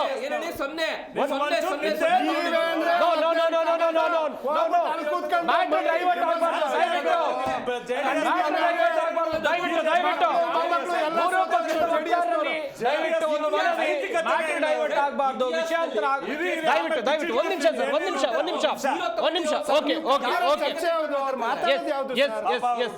ಎಸ್ ದಯವಿಟ್ಟು 3 ಪಕ್ಷದ ವಕ್ತಾರರಲ್ಲಿ ವಿನಂತಿ, ಯಾವುದೇ ಕಾರಣಕ್ಕೂ ಮ್ಯಾಟರ್ ಡೈವರ್ಟ್ ಆಗದೆ ಇರಲಿ, ವಿಷಯಾಂತರ ಆಗೋದು ಬೇಡ. ನಮ್ಮ ರಾಜ್ಯದ ಸಮಸ್ಯೆ ನಾವು ಚರ್ಚೆನ ಮಾಡೋಣ. ಡೆಲ್ಲಿ ಎಲೆಕ್ಷನ್ ಮುಗಿದು ಹೋಗಿದೆ, ಅದ್ರ ಬಗ್ಗೆಯೂ ನಾವು ಮೊನ್ನೆ ಮಾತನಾಡಿದ್ವಿ. ಡಾಕ್ಟರ್ ಸತೀಶ್ ಕುಮಾರ್ ಅವರೇ, ಇನ್ನೊಂದು ವಿಚಾರ ಅಂತ ಹೇಳಿದ್ರೆ, ರಾಜ್ಯದಲ್ಲಿ ಬೇಕಾದಷ್ಟು ಸಮಸ್ಯೆಗಳಿವೆ. ಒಂದ್ ಕಡೆಯಲ್ಲಿ ಜನ ಒಂದಷ್ಟು ವಿಚಾರಗಳ ಕುರಿತಂತೆ ಆಕ್ರೋಶ ವ್ಯಕ್ತಪಡಿಸ್ತಾ ಇದ್ದಾರೆ, ಆಡಳಿತ ಪಕ್ಷ ಆಗಿರ್ಬೋದು, ವಿರೋಧ ಪಕ್ಷ ಆಗಿರ್ಬೋದು, ಎರಡೂ ಪಾರ್ಟಿಗಳ ಮೇಲೆ. ಆದ್ರೂ ಕೂಡ ಎರಡೂ ಪಕ್ಷಗಳು ಜನರ ಸಮಸ್ಯೆ ಬಗ್ಗೆ ಗಮನ ಹರಿಸ್ತಾ ಇಲ್ಲ ಅಂತೇಳಿ. ಹೌದು, ಇದಕ್ಕೆ ಬರ್ತೀನಿ. ಅದೇ ಒಂದೇ ನಿಮಿಷ ನೋಡಿ, ದೆಹಲಿ ಚುನಾವಣೆ ಬಗ್ಗೆ ಪಾಪ ತುಂಬಾ ನಾವು ಆಪ್ ಹೋಗ್ತಾರೆ ಎಲ್ಲರೂ ಕೂತ್ಕೊಂಡ್ರೆ ಅವ್ರಿಗೆ ಕೇಳಿಸ್ತಾ ಇರ್ತದೆ ಏನು ಇದು ಅಂತ. ನೋಡಿ, ಅಲ್ಲಿನ ಅಲ್ಲಿನ ಪರಿಸ್ಥಿತಿ ಬೇರೆ. ಇವರು ವಾಟ್ಸಪ್ ಯೂನಿವರ್ಸಿಟಿಲಿ ಕೂತ್ಕೊಂಡು ಸುಳ್ಳುಗಳನ್ನ ನಂಬ್ಕೊಂಡು ಪಾಪ JDS ನವರು ಒಂಥರ ಚೆನ್ನಾಗಿದ್ರು. ಆದ್ರೆ ಹೇಳ್ತೀನಿ, ಅದಕ್ಕೊಂದು ಪ್ರೋಗ್ರಾಮ್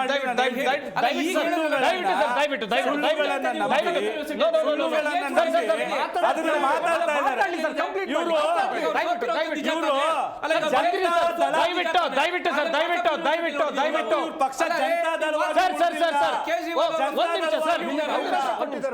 ಜನತಾ ದಳವಾಗಿ ಉಳಿದಿಲ್ಲ, ಕಮಲದ ಸುಳ್ಳಿನ ದಳವಾಗಿ ಉಳ್ಕೊಂಡಿದ್ದಾರೆ. ಜನತಾ ದಳವಾಗಿ ಉಳಿದಿಲ್ಲ, ಇವರು ಒಂದು ಕಮಲದ ದಳವಾಗಿ ಉಳ್ಕೊಂಡಿದ್ದಾರೆ. ಆಯ್ತಾ? ಸುಳ್ಳು ಇವತ್ತು ಬಂದಿದೆ, ಆಯ್ತು, ಸುಳ್ಳುಗಳನ್ನ ಪಾಪ್ಯುಲರ್ ಮಾಡಿದ್ದಾರೆ. ಇವ್ರು ಅದನ್ನ ಇಟ್ಕೊಂಡು ನಮ್ಮನ್ಗೆ ಹೇಳೋದು ನಾನೇನು ತಲೆ ಕೆಡಿಸ್ಕೊಳಕ್ ಆಗಲ್ಲ. ಸತ್ಯ ಅನ್ನೋದು ಗೊತ್ತಾಗ್ತದೆ. ಆಯ್ತು, ಬಿಜೆಪಿ ಆಂತರಿಕ ವಿಚಾರವಾಗಿ ಇವತ್ತು ಚರ್ಚೆಯನ್ನು ಕರೆದಿದ್ರೆ ಅದ್ರ ಬಗ್ಗೆನೇ ಮಾತಾಡೋಣ. ಪಕ್ಷ ಕಡ್ದವ್ರು ಯಾರು? ಬಿಜೆಪಿ. ಆಯ್ತು, ಯಡಿಯೂರಪ್ಪನವರು. ಇವರು ಅವತ್ತಿನ ಸಿದ್ಧಾಂತ ಏನಿತ್ತು ಇವ್ರದ್ದು? ಸೈಕಲ್ ಹಾಕೊಂಡು ಪಕ್ಷಗಳನ್ನ ಶ್ಯಾಮ್ ಪ್ರಸಾದ್ ಮುಖರ್ಜಿ ಅವರು, ಯಡಿಯೂರಪ್ಪನವರು, ಇನ್ನೊಬ್ರು ಎಲ್ಲರೂ ಮಾಡಿದ್ರಲ್ಲ. ಒಂದು ಪಕ್ಷದ ನಾಯಕತ್ವವನ್ನ ತಗೊಳ್ಬೇಕಾದ್ರೆ ಇವ್ರು ಹೇಳ್ಕೊಂಡು ಬಂದಿದ್ದು, ನಾವು ಕುಟುಂಬ ರಾಜಕಾರಣ ಮಾಡೋದಿಲ್ಲ, ನಾವು ಒಳ್ಳೆ ಆಡಳಿತವನ್ನ ಮಾಡ್ತೀವಿ ಅಂತ ಬಂದ್ರು. ಆಯ್ತು, ಯಡಿಯೂರಪ್ಪನವರು ಮುಗೀತು. ಇವತ್ತು ಅವರು ರಾಜಕೀಯದಿಂದ ಅಂದ್ರೆ ಸ್ವಲ್ಪ ಅಂದ್ರೆ ದೂರ ನಿಂತಿದ್ದಾರೆ. ಎಸ್ ಸರ್, So, ಇಂಥ ಒಂದು ಸಂದರ್ಭದಲ್ಲಿ ಇದೇ ವಿಚಾರವಾಗಿ ನಿಮ್ಮನ್ನ ಮಾತನಾಡ್ತಾ ಹೋಗ್ತೀನಿ ಮುಂದಿನ ಹಂತದಲ್ಲಿ. ರಾಜ್ಯ ಬಿಜೆಪಿಯ ಬಣಬಡಿದಾಟ ಈಗ ಹೈಕಮಾಂಡ್ ಅಂಗಳದಲ್ಲಿದೆ. ಹೈಕಮಾಂಡ್ ನಾಯಕರು ಏನು ಮಾಡ್ತಾರೆ ಎನ್ನುವುದಾಗಿ ಸಾಕಷ್ಟು ಕುತೂಹಲ ರಾಜ್ಯದ ಜನರಲ್ಲೂ ಕೂಡ ಇದೆ. ಆಪ್ ವಕ್ತಾರರಿಂದ ಆಗ್ಲೇ ಮಾಹಿತಿಯನ್ನು ಪಡ್ಕೊಳ್ತಾ ಹೋಗ್ತಾ ಇದೆ. ಡಾಕ್ಟರ್ ಸತೀಶ್ ಕುಮಾರ್ ಅವರೇ ಆಗ್ಲೇ ಹೇಳ್ತಾ ಇದ್ರಿ, ಅದನ್ನೇ ಕಂಟಿನ್ಯೂ ಮಾಡಿ. ಮುಂದುವರಿಸಿರೋರು ನೋಡಿ, ಇವತ್ತು ಪಕ್ಷವನ್ನ ಈ ಒಂದು ಸಿದ್ಧಾಂತವನ್ನ ಪ್ರತಿಪಾದನೆ ಮಾಡಿ ಜನಮಾನಸದಲ್ಲಿ ಗೆದ್ದು ಅಧಿಕಾರವನ್ನ ಹಿಡಿದಂತವರು ಯಡಿಯೂರಪ್ಪನವರು. ಸಹಜವಾಗಿ ಆಯ್ತು, ಯಡಿಯೂರಪ್ಪನವರ ಟರ್ಮ್ ಅನ್ನು ಮುಗಿದ ನಂತರ ಈ ಒಂದು ಪಕ್ಷದ ವ್ಯವಸ್ಥೆಯಲ್ಲಿ ಯಾವ ರೀತಿ ಬರಬೇಕು ಅಂದ್ರೆ ಒಂದು ಕೇಡರ್ ಬೇಸ್ ಅಂತ ಕರೀತಾರೆ ಬಿಜೆಪಿನ. ಕೇಡರ್ ಬೇಸ್ ಅಂತ ಹೇಳಿದ್ರೆ ನೀವು ನೆಕ್ಸ್ಟ್ ಕೇಡರ್ ಅಲ್ಲಿ ಯಾರು ಪಕ್ಷಕ್ಕೆ ಒಂದು ನಿಸ್ವಾರ್ಥವಾಗಿ ಸೇವೆಯನ್ನ ಸಲ್ಲಿಸಿದ್ದಾರೆ ಅಂತವ್ರಿಗೆ ನೀವು ಅವಕಾಶವನ್ನ ಮಾಡಿಕೊಡ್ಬೇಕು. ಆದ್ರೆ ಇವರಲ್ಲಿ ಏನಾಗಿದೆ ಇವತ್ತಿನ ಇತ್ತೀಚಿನ ದಿನಗಳಲ್ಲಿ ಮತ್ತೆ ಇತ್ತೀಚಿನ ರಾಜಕಾರಣ, ಯಾಕಂದ್ರೆ ಇದ್ರ ಬಗ್ಗೆ ನಾವು ಗಂಭೀರವಾಗಿ ಯೋಚನೆ ಮಾಡಬೇಕು. ಇವತ್ತು ಅಧಿಕಾರ ರಾಜಕಾರಣ ಅಂತಕ್ಕಂಥದ್ದು ಒಂದು ಬಂಡವಾಳವನ್ನ ಹಾಕ್ತಕ್ಕಂಥ ಒಂದು ವ್ಯವಸ್ಥೆಗೆ ಬಂದ್ಬಿಟ್ಟಿದೆ. ನೋಡಿ, ಬಂಡವಾಳ ಹಾಕೋದ್ರಲ್ಲಿ ವ್ಯವಸ್ಥೆ ಬಂದು ಯಾರು ಜಾಸ್ತಿ ಬಂಡವಾಳ ಹಾಕ್ತಾರೋ ಅವರು ಎಲ್ಲಾ ಹುದ್ದೆಗಳನ್ನು ತಗೋತಾರೆ. ಕಾಂಗ್ರೆಸ್ನಲ್ಲೂ ಇದೇ ಆಗಿದೆ, ಬಿಜೆಪಿನಲ್ಲೂ ಇದೇ ಆಗಿದೆ. ಇದು ಒಂದು ನಗ್ನ ಸತ್ಯ. ಜನ ಇದ್ರ ಬಗ್ಗೆ ನಾವು ಯಾರು ಬಂಡವಾಳ ಹಾಕ್ತಾರೆ, ಬಂಡವಾಳ ಯಾಕೆ ಹಾಕ್ತಾರೆ? ಬಂಡವಾಳ ಹಾಕ್ತಾನೆ. ಈಗ ಒಬ್ಬ ಸಾಮಾನ್ಯ ಹೂ ಮಾರ್ತಕ್ಕಂಥ ಮಹಿಳೆ ಒಂದು 5,000 ರೂಪಾಯಿ ಹೂವು ಹಾಕ್ಬಿಟ್ಟು ಅದರಲ್ಲಿ ಸಂಪಾದನೆ ಮಾಡ್ತಾರೆ, ಒಂದು ಬಿಸ್ನೆಸ್. ಇವತ್ತು ಈ ರಾಜಕಾರಣದಲ್ಲಿ ಇವ್ರು ಇಷ್ಟು ಹಣವನ್ನ ಫೋಕಸ್ ಮಾಡಿ ಹಾಕ್ತಾ ಇರೋದು ಯಾಕೆ? ನೋಡಿ, ಇವರ ಆ ಉದ್ದೇಶಗಳು ತುಂಬಾ ಕ್ಲಿಯರ್ ಆಗಿದ್ದಾಗ ಈ ರೀತಿ ಬಣಿದಾಟ ಇನ್ನೊಂದು ಆಗಲ್ಲ. ಆದರೆ ಇದು ವಿಪರ್ಯಾಸ ಏನು ಅಂತ ಹೇಳಿದ್ರೆ, ಆ ಒಂದು ಸಿಸ್ಟಮ್ ಅನ್ನ ಫಾಲೋ ಮಾಡ್ಕೊಂಡ್ ಬರ್ಲಿಲ್ಲ ಬಿಜೆಪಿನಲ್ಲಿ. ಮತ್ತೆ ಪ್ರಮುಖವಾಗಿ ಶಾಕಿಂಗ್ ಹೇಳಿಕೆ, ಆ ನಾಯಕರುಗಳು ಪರಸ್ಪರ ಒಬ್ಬೊಬ್ರು ಹೇಳಿಕೆಗಳು ಕೊಡ್ತಾರೆ, ಅದನ್ನ ನಾವು ಕೂತ್ಕೊಂಡು ಮಾತಾಡುವಂಥದ್ದಲ್ಲ. ಅಲ್ಲಿ ಆಂತರಿಕ ಸ್ಥಿತಿಯನ್ನ ತೋರಿಸ್ತಾ ಇದೆ. ಇವ್ರಿಗೆ ಯಾಕ್ರಿ ಕೊಟ್ರಿ, ಅವ್ರಿಗೆ ಯಾಕೆ ಕೊಟ್ರಿ, ನನ್ನ ಸೋಲಿಗೆ ಷಡ್ಯಂತ್ರವನ್ನ ಮಾಡಿದ್ರು ಅಂತಕ್ಕಂಥ ಮಾತುಗಳನ್ನ ಹೇಳ್ತಾರೆ. ಅಂದ್ರೆ ಇವ್ರು ಒಬ್ರಿಗೊಬ್ರು ಸೋಲ್ಸಿ ಏನ್ ಮಾಡಕ್ ಹೊರಟಿದ್ರು? ಖಂಡಿತ ನೀವು ಜನಸೇವೆ ಮಾಡ್ತಕ್ಕಂಥ, ಅಪ್ಪ ನೀನು ಗೆಲ್ಲಪ್ಪ, ನಾನು ಗೆಲ್ತೀನಿ, ಇನ್ನೊಬ್ರು ಗೆಲ್ಲಣ್ಣ, ಬನ್ನಿ ಜನಸೇವೆ ಮಾಡೋಣ ಅಂತ ಕರ್ಕೊಂಡ್ಬರ್ಬೇಕಿತ್ತು. ಆದರೆ ಇಲ್ಲಿ ಬಣಿದಾಟ, ಕುರ್ಚಿಗಾಗಿ ಕಿತ್ತಾಟ, ಇವ್ರ ಕಾಲ್ ಅವ್ರು ಹೇಳಿದ್ರು, ಅವ್ರ ಕಾಲ್ ಇವ್ರು ಹೇಳಿದ್ರು, ಎಲ್ಲರೂ ಸೇರಿ ಯಾರ್ದು ಎಳಿತಾ ಇದಾರೆ ಅಂದ್ರೆ ಜನಸಾಮಾನ್ಯರದ್ದು ಎಳಿತಾ ಇದ್ದಾರೆ. ಆದರೆ ಇಲ್ಲಿ ನೋಡಿ, ಇವರು ಮೈಸೂರಿನಲ್ಲಿ ಲೋಕಸಭಾ ಸದಸ್ಯರನ್ನ ಚೇಂಜ್ ಮಾಡಿ ಬಿಸಾಕಿದ್ರು ಇದಕ್ಕಿದ್ದಾಗೆ. ಒಳ್ಳೆ ಯಾರು ಪ್ರತಾಪ್ ಸಿಂಹ ಅಂತವ್ರು. ಮತ್ತೆ ಇಲ್ಲಿ ಅಚಾನಕ್ ಆಗಿ ಇವ್ರಿಗೆ ಸೀಟ್ ಒಂದು ಸೋತ ನಂತರ ಇವರು ನಮ್ಮ ಚಿಕ್ಕಬಳ್ಳಾಪುರದ ಸುಧಾಕರ್ ಅವ್ರಿಗೆ ಸಿಗ್ತದೆ. ಮತ್ತೆ ನಿಷ್ಠಾವಂತರು ಈ ಪಕ್ಷಕ್ಕೆ ದುಡಿದವ್ರಿಗೆ ಏನ್ ಸಿಗ್ತಾ ಇದೆ ಈ ಪಕ್ಷಗಳಲ್ಲಿ? ಈ ಬಣಿದಾಟ ಇದರಿಂದ ನೋಡಿ, ಇವತ್ತು ಈ ರೀತಿಯ ಒಂದು ಹಣದ ಕೇಂದ್ರಿತ ರಾಜಕಾರಣಕ್ಕೆ ಹೋಗಿರೋದ್ರಿಂದ ಈ ಬಣಿದಾಟ ಇದೆಲ್ಲ ಹೋಗಿದೆ. ಆದರೆ ದೆಹಲಿಗೆ ಹೋಗಿ ಇಲ್ಲಿ ಹೋಗಿ ಬಗೆಹರಿಸ್ಕೊಂಡು ಬರ್ತೀರಾ. ಆದರೆ ನಮ್ಮ ಕರ್ನಾಟಕದ ರಾಜ್ಯಕ್ಕೆ ಆಗ್ತಕ್ಕಂಥ ಕೆಲಸಗಳು ಇವತ್ತು ನೋಡಿ, ಬೆಂಗಳೂರಿಗೆ ಕುಡಿಯುವ ನೀರಿನ ಹಾಹಾಕಾರ ಅಂತಕ್ಕಂಥದ್ದು ಪ್ರಾರಂಭ ಆಗ್ತಿದೆ. ಬೆಲೆ ಏರಿಕೆ ಅಂತಕ್ಕಂಥದ್ದು ನಿರಂತರವಾಗಿ ಏರಿಕೆ ಆಗ್ತಿದೆ. ಆದರೆ ಬಿಜೆಪಿ ನಾಯಕರು ಬ್ರದರ್ ಹೇಳ್ತೀನಿ, ಈಗ ನೀವು ಎಷ್ಟು ಜನ ಎಂಪಿಆರ್ ಆಯ್ಕೆ ಆಗಿದ್ದಾರೆ, ಇದೇ ಬಿಜೆಪಿಯಲ್ಲಿ ಏನ್ ದಂಗಲ್ ಮಾಡ್ಕೊಂಡು ದೆಹಲಿ ಹೋಗಿದ್ದಾರೆ. ನೀವೊಂದು ವಿರೋಧ ಪಕ್ಷದಲ್ಲಿ ಇದ್ದೀರಾ? ಒಂದ್ ನಿಮಿಷ, ನಾವು ಅಧಿಕಾರದಲ್ಲೇ ಅಥವಾ ಜನ ನಮ್ಮನ್ನು ವಿರೋಧ ಪಕ್ಷ ಸ್ಥಾನದಲ್ಲಿ ಒಂದ್ ನಿಮಿಷ ಕ್ಲಾರಿಟಿಗೆ ಬರ್ತೀನಿ ಸರ್, ದಯವಿಟ್ಟು ಕ್ಲಾರಿಟಿ ಬರ್ತೀನಿ. 15 ಜನ ಲೋಕಸಭಾ ಸದಸ್ಯರನ್ನ ಕೊಟ್ಟಿದ್ದೀವಿ. ರಾಜ್ಯದ ವಿಚಾರಗಳ ಬಗ್ಗೆ ನೀವು ಧ್ವನಿ ಎತ್ತಿ. ಇವತ್ತು ಮೆಟ್ರೋ ಬೆಲೆ ಏರಿಕೆ ಆಗಿದೆ. ಜನ ನೋಡಿ, ಇವತ್ತು ಮೆಟ್ರೋದಲ್ಲಿ ಓಡಾಡಿದ್ರೆ ಇವತ್ತು ಬೆಳಿಗ್ಗೆ ಮಹಿಳೆಯರು ಕಡಿಮೆ ಕೇಳಿದ್ರೆ ಕೇಂದ್ರ ಸರ್ಕಾರ ನಂದಲ್ಲ, ರಾಜ್ಯ ಸರ್ಕಾರ ನಂದಲ್ಲ, ಇದು ಒಂದು ಸಮಿತಿ ಮಾಡಿದೆ. ವಿಷಯ ಮರೆಮಾಚ್ಕೊಂಡು ನೀವು ಕೂತ್ಕೊಂಡ್ರೆ ನಾನು ಡಿಸ್ಟರ್ಬ್ ಮಾಡ್ತೀನಿ. ನಿಮ್ಗೆ ಯಾಕೆ ಕಹಿ? ವಿರೋಧ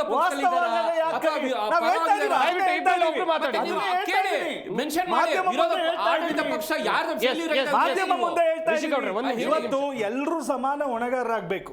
ಇಲ್ಲಿ ಹೊಣೆಗಾರಿಕೆಯನ್ನ ತಪ್ಪಿಸ್ಕೊಂಡು ಆ ಕಾರಣಕ್ಕಾಗ್ತಿದೆ, ಪಕ್ಷನ ನಾವು ಮಜಬೂತ್ ಮಾಡ್ತೀವಿ, ಗಟ್ಟಿ ಮಾಡೋದಲ್ಲ. ಇದು ಯಾವತ್ತಿದ್ರು ಇದೇ ಸಂಕಟನೇ. ಇವತ್ತು ಈ ಪಕ್ಷ, ನಾಳೆ ಇನ್ನೊಂದು ಪಕ್ಷ. ನಿಮಗೆ ಜನರ ಉದ್ದೇಶ ಸರ್ವ್ ಆಗ್ಬೇಕಲ್ಲ. ಅದನ್ನೇ ನಾನು ಹೇಳಿದ್ದು, ನಿಮಗೆ ಜನರ ಉದ್ದೇಶ ಸರ್ವ್ ಆಗೋದು, ಜನರ ಮೇಲೆ ಭಯ ಭಕ್ತಿ ಇದ್ದಿದ್ರೆ ಯಾರು ಈ ತರ ಮಾಡ್ತಿರ್ಲಿಲ್ಲ. ಅವ್ರಿಗೆ ಭಯ ಭಕ್ತಿ ಇಲ್ಲ, ಆದ್ರಿಂದ ಈ ರೀತಿಯ ಹೈಜಾಕು, ಸರ್ಕಸ್, ಒಬ್ರಿಗೊಬ್ರು ಕಾಲೆಳೆಯೋದು, ಸೋಲಿಸ್ಕೊಳ್ಳೋದು ಇಂಥದ್ದು ನಡೀತಾ ಇದೆ. ವೆಲ್ ದರ್ಶನ್ ಅವರೇ, ಈಗ JDS ನ ವಕ್ತಾರರು ಒಂದು ಆರೋಪವನ್ನು ಮಾಡಿದ್ರು, ಬಿಜೆಪಿಯಲ್ಲಿ ಮಾತ್ರ ಬಣಿದಾಟ ಇರೋದಲ್ಲ, ಕಾಂಗ್ರೆಸ್ನಲ್ಲೂ ಕೂಡ ಬಣಿದಾಟ ಇದೆ ಎನ್ನುವುದಾಗಿ. ಕಾಂಗ್ರೆಸ್ ಅಂದ್ರೆ ಒಂದೇ ಬಣ, ಅದು ಹಸ್ತದ ಬಣ. ಕಾಂಗ್ರೆಸ್ ಬಣ ಕೈ ಬಣ. ನಮ್ಮಲ್ಲಿ ಯಾವ ಬಣಗಳಿಲ್ಲ, ಯಾವ ಬಡದಾಟನೂ ಇಲ್ಲ. ನಿಮ್ ಟಿವಿಲಿ ಯಾವ್ದು ಚರ್ಚೆನೇ ಆಗ್ತಾ ಇಲ್ಲ ಈಗ. ಈಗ ಆಗ್ತಾ ಇಲ್ಲಲ್ಲ. ಓಕೆ ಅವ್ರು ಮಾಡಿದ ಆರೋಪ ಕೇಳಿದೆ ನಾನು. ಅದಕ್ಕೆ ಸೊ ಹಿಂದೆ ಏನು ಕೆಲವೊಂದು ಮಾತುಕತೆಗಳು ಅಥವಾ ಅವರ ಒಂದು ಭಾವನೆಗಳನ್ನ ಹೇಳುವಂತ ಸಂದರ್ಭದಲ್ಲಿ ನಮ್ಮ AICC ಅಧ್ಯಕ್ಷರಾದ ಶ್ರೀ ಮಲ್ಲಿಕಾರ್ಜುನ ಖರ್ಗೆ ಅವರು ಅದು ಮಾಧ್ಯಮಗಳ ಮುಂದೆ ಹೇಳಿರ್ತಕ್ಕಂಥದ್ದು, ಅವರಿಗೆ ಒಂದು ಶಿಸ್ತಿನ ಒಂದು ಪಾಠವನ್ನ ಮಾಡುವಂಥದ್ದು ಮಾಡಿದ್ರು. ತದನಂತರ ನಮ್ಮಲ್ಲಿ ಯಾರು ಅದರಲ್ಲೂ ಏನು ಕೆಲವೊಂದು ವಿಚಾರಗಳನ್ನ ಹೇಳ್ತಾ ಇದ್ರು. ಸೊ ಹಾಗೆ ಮತ್ತೆ ಇನ್ನೊಂದು ಮಾತಾಡ್ತಾ ಗ್ಯಾರಂಟಿ ಬಗ್ಗೆನೂ ಬಂತು. ಇವತ್ತು ವಿಶ್ವಸಂಸ್ಥೆನಲ್ಲಿ ನಮ್ಮ ಗ್ಯಾರಂಟಿ ಬಗ್ಗೆ, ಕರ್ನಾಟಕದ ಗ್ಯಾರಂಟಿ ಬಗ್ಗೆ ಮಾತಾಡ್ತಾರೆ. ಅಸ್ಸಾಂನ ಮುಖ್ಯಮಂತ್ರಿ ಬಿಜೆಪಿನವರು ಇವತ್ತು ನಮ್ಮ ಗ್ಯಾರಂಟಿಗಳ ಬಗ್ಗೆ ಮಾತಾಡ್ತಾ ಇದ್ದಾರೆ ಅಂತಂದ್ರೆ ಇವತ್ತು ಅದನ್ನೇ ಕಾಪಿ ಮಾಡಿ ಮಾನ್ಯ ನರೇಂದ್ರ ಮೋದಿ ಅವರು ನಾವಿಲ್ಲಿ 2000 ಅಂದ್ರಲ್ಲಿ 2,500 ಕೊಡ್ತೀವಿ ಅಂತ ಹೇಳುವಂತ ಮಾತನ್ನೆಲ್ಲ ಹೇಳಿದ್ರು. ಅದೇ ಅವರ ಭರವಸೆನಲ್ಲಿ ಕರ್ನಾಟಕಕ್ಕೂ ನಮ್ಮ ಗ್ಯಾಸ್ ರೇಟ್ನ ಒಂದು 500 ರೂಪಾಯಿ ಕೊಡ್ತೀವಿ ಅಂತ ಹೇಳಿದ್ರೆ ಈ ನಾಡಿನ ಜನನು ಬಿಜೆಪಿ ಅವ್ರನ್ನ 17 ಜನನ ಗೆಲ್ಸ್ ಕಳಿಸಿದಾರಲ್ಲ, ಕೊನೆಗಾರ್ಗ ಏನ್ ಋಣ ತೀರ್ಸಿದಾರೆ 11 ವರ್ಷದಿಂದ ನಾಡಿಗೆ? ಏನೇನೂ ಇಲ್ಲ. ಮತ್ತೆ ಅವರಿಗೆ ತಾತ್ಸಾರದ ಭಾವನೆ ಕರ್ನಾಟಕದ ಮೇಲೆ ಕರ್ನಾಟಕ ಬಿಜೆಪಿ ಮೇಲೆ ಏನು ಬಿಜೆಪಿ ಹೈಕಮಾಂಡ್ಗೆ ಬಹಳ ತಾತ್ಸಾರದ ಭಾವನೆ. ಕಾರಣ ಇಷ್ಟೇ, ನರೇಂದ್ರ ಮೋದಿಯವರು ಅನೇಕ ಬಾರಿ ಬಂದು ಇಲ್ಲಿ ಚುನಾವಣಾ ಪ್ರಚಾರ ಮಾಡಿದ್ರು ಸಮೇತ ಇಲ್ಲಿ ಲೋಕಲ್ ಲೀಡರ್ಶಿಪ್ ಆ ಬೇಸ್ ಅನ್ನುವಂಥದ್ದೇ ಬಿಜೆಪಿಗೆ ಇಲ್ಲ. ಒಂದು ಇಲ್ದಿದ್ದಾಗ ಕೊನೆ ಪಕ್ಷ ಯಾರೋ ಒಂದು ಮುನ್ನಡೆಸ್ತಾ ಇದ್ದಾರೆ ಅಂದ್ರೆ ಅವರಿಗೆ ಸಾಥ್ ಕೊಡುವಂತ ಕೆಲಸ ಆಗ್ಬೇಕಿತ್ತು, ಅದಾಗ್ತಾ ಇಲ್ಲ. ಮತ್ತು ನಾವು ಒಂದು ಆಳುವ ಪಕ್ಷ ಇದ್ದಾಗ ನಮಗೆ ಸರಿಸಮನಾಗಿ ವಿರೋಧ ಪಕ್ಷ ನಿಂತ್ಕೊಬೇಕು ಅಂತ ಬಯಸುವಂಥದ್ದು ನಾವೇನೆ. ಯಾಕೆಂದ್ರೆ ನಮ್ಮ ಯಾವುದೇ ವಿಚಾರ ಆಗಲಿ ಸರ್, ಇವಾಗ ಹಲವು ಸೆಷನ್ಗಳು ಆಗೋಯ್ತು ಸರ್, ಈಗ ಮುಂದೆ ಬಜೆಟ್ ಸೆಷನ್ ಬರ್ತಾ ಇದೆ. ಇವರೆಲ್ಲ ಇಲ್ಲಿ ಹಾದಿ ಬೀದಿಲಿ ಡೆಲ್ಲಿ ಸುತ್ಕೊಂಡು ಹಿಂಗೆ ಕಾಲ ಕಳೆದ್ರೆ ರಾಜ್ಯದ ಅಭಿವೃದ್ಧಿ ವಿಚಾರವಾಗಿ ಅಥವಾ ಯಾವ್ದಾದ್ರು ಒಂದು ಸಮಸ್ಯೆಗಳ ವಿಚಾರದಲ್ಲಿ ಎಲ್ಲರೂ ಕೆಲವರು ಶಾಸಕರಿದ್ದಾರೆ, ಬಿಜೆಪಿ ಅನೇಕ ಶಾಸಕರುಗಳಿದಾರಲ್ಲ ಸರ್, ಅವ್ರಿಗೆ ವೋಟ್ ಹಾಕಿರ್ತಕ್ಕಂಥ ಅಲ್ಲಿನ ನಾಗರಿಕರು ಇದಾರಲ್ವಾ, ಅವ್ರಗಳ ಧ್ವನಿಯಾಗಿ ಅವ್ರು ಇರ್ಬೇಕಲ್ವಾ, ಆ ಕೆಲಸನೂ ಬಿಜೆಪಿ ಅವರು ಮಾಡ್ತಾ ಇಲ್ಲ. ಒಂದು ಸರ್, ಇನ್ನೊಂದು ಧಾರ್ಮಿಕ ವಿಚಾರವನ್ನು ಅವರು ಎತ್ತಿದ್ರು ಸರ್. ಮಾನ್ಯ ಶ್ರೀ ಮಲ್ಲಿಕಾರ್ಜುನ ಖರ್ಗೆ ಸಾಹೇಬ್ರು ಒಂದು ಅಮಿತ್ ಶಾ ಅವರು ಏನು ಸಂಸತ್ನಲ್ಲಿ ಬಾಬಾ ಸಾಹೇಬ್ ಅಂಬೇಡ್ಕರ್ ಅವರ ಹೆಸರನ್ನ ಸಂವಿಧಾನವನ್ನ ಹೇಳುವಂಥದ್ದು ಫ್ಯಾಷನ್ ಆಗಿದೆ ಅನ್ನುವಂಥ ರೀತಿಯಲ್ಲಿ ತಾತ್ಸಾರ ಮನೋಭಾವನೆಯ ಮಾತನ್ನ ಹೇಳಿದ್ದಕ್ಕೋಸ್ಕರ ಜೊತೆಗೆ ಅವರ ಹಿನ್ನೆಲೆ ಯಾವಾಗ ಗುಜರಾತ್ನಲ್ಲಿ ಅಧಿಕಾರದಲ್ಲಿದ್ದಾಗ ಗೋಧ್ರಾ ಹತ್ಯೆಕಾಂಡ ಇರ್ಬೋದು, ನಕಲಿ ಎನ್ಕೌಂಟರ್ ಇರ್ಬೋದು, ಈ ರೀತಿಯಾದ ಅನೇಕ ಕರ್ಮಗಳು, ಜೊತೆಗೆ ಕೋವಿಡ್ ಸಂದರ್ಭದಲ್ಲಿ ಎಷ್ಟು ಲಕ್ಷ ಜನ ಇವತ್ತು ಈ ದೇಶದ ಜನ ಬೀದಿಗೆ ಬಂದ್ರು, ಎಷ್ಟು ಜನ ಸ್ಮಶಾನಕ್ಕೆ ಸೇರಿದ್ರು, ಈ ಎಲ್ಲ ಘಟನಾವಳಿಗಳನ್ನ ಇಟ್ಕೊಂಡು ನೀವು ನದಿಯಲ್ಲಿ ಮುಳುಗಿದ ತಕ್ಷಣ ನಿಮ್ಮ ಕರ್ಮಗಳು ಹೇಳಿಕೆ ಕೊಡುವ ಕ್ಲಾರಿಟಿಯಲ್ಲಿ ಹೇಳಿಕೆ ಅವ್ರು ಹೇಳಿದ್ದಾರೆ ಸರ್. ಇತ್ತೀಚಿನ ದಿನದಲ್ಲಿ ಏನಾಗಿದೆ ಅಂತಂದ್ರೆ ಉದ್ದ ಭಾಷಣವಾಗಿ ಕಮ್ಮಿ ಭಾಷಣಕ್ಕೆ ಬರ್ತದೆ ಸರ್, ಸರ್ವೇ ಸಾಮಾನ್ಯ ಆಗಿದೆ. ಅದೇನೇ ಇರಲಿ ಸರ್, ಇವತ್ತು DK ಶಿವಕುಮಾರ್ ಅವರ ದೈವ ಭಕ್ತಿ ಬಗ್ಗೆ ಅವ್ರು ಪ್ರಶ್ನೆ ಮಾಡಿದ್ರು. ನಾವು ಬಿಜೆಪಿ ಅವ್ರ ತರ ರಾಜಕೀಯದ ರಾಮನಲ್ಲ ಸರ್, ನಮ್ಮ ರಾಮ ಭಜನೆ ಮಾಡಿದವ್ರು ನಾವು, ಹನುಮಂತನ ಭಜನೆ ಮಾಡೋರು ನಾವು, ಹನುಮಂತನ ಶ್ಲೋಕ ಹೇಳೋರು ನಾವು. ನಮಗೆ ಧರ್ಮದ ಪಾಠ ಬೇಕಾಗಿಲ್ಲ. ನಾವು ದೇವ್ರನ್ನ ದೇವಸ್ಥಾನದಲ್ಲೇ ಕಾಣ್ತೀವಿ, ನಾವು ದೇವ್ರನ್ನ ನಮ್ಮ ಆತ್ಮದಲ್ಲೇ ಕಾಣ್ತೀವಿ. ದೇವ್ರನ್ನ ಇವ್ರ ತರ ರಾಜಕೀಯಗೊಳಿಸ್ಕೊಂಡು ದೇವ್ರ ಹೆಸರಲ್ಲಿ ಓಟ್ ಕೇಳುವಂತ ಮೂರ್ಖರಂತೂ ನಾವು ಇದೆ, ಭಾವನೆನೂ ಇದೆ. ಈ ದೇವಸ್ಥಾನ ಪೂಜಾ ಕೈಂಕರ್ಯಗಳಲ್ಲಿ ಮಾನ್ಯ DK ಶಿವಕುಮಾರ್ ಅವರು ಅವರ ಭಕ್ತಿಯನ್ನ ಯಾವ ರೀತಿ ಪೂಜಿಸ್ತಾರೆ ಅನ್ನುವಂಥದ್ದು ಮೇ ಬಿ ಬಿಜೆಪಿ ಅವರು ಆತರ ದೇವರ ಭಕ್ತಿಯನ್ನು ಪೂಜೆ ಮಾಡುವಂಥದ್ದು ಇಲ್ಲ. ಮತ್ತೆ ನರೇಂದ್ರ ಮೋದಿ ಅವ್ರಿಗಿಂತ ಭಕ್ತಿಯಿಂದ ಮೊನ್ನೆ ಕುಂಭಮೇಳದಲ್ಲಿ ಪೂಜೆ ಮಾಡ್ಕೊಂಡ್ ಬಂದಿದ್ದಾರೆ.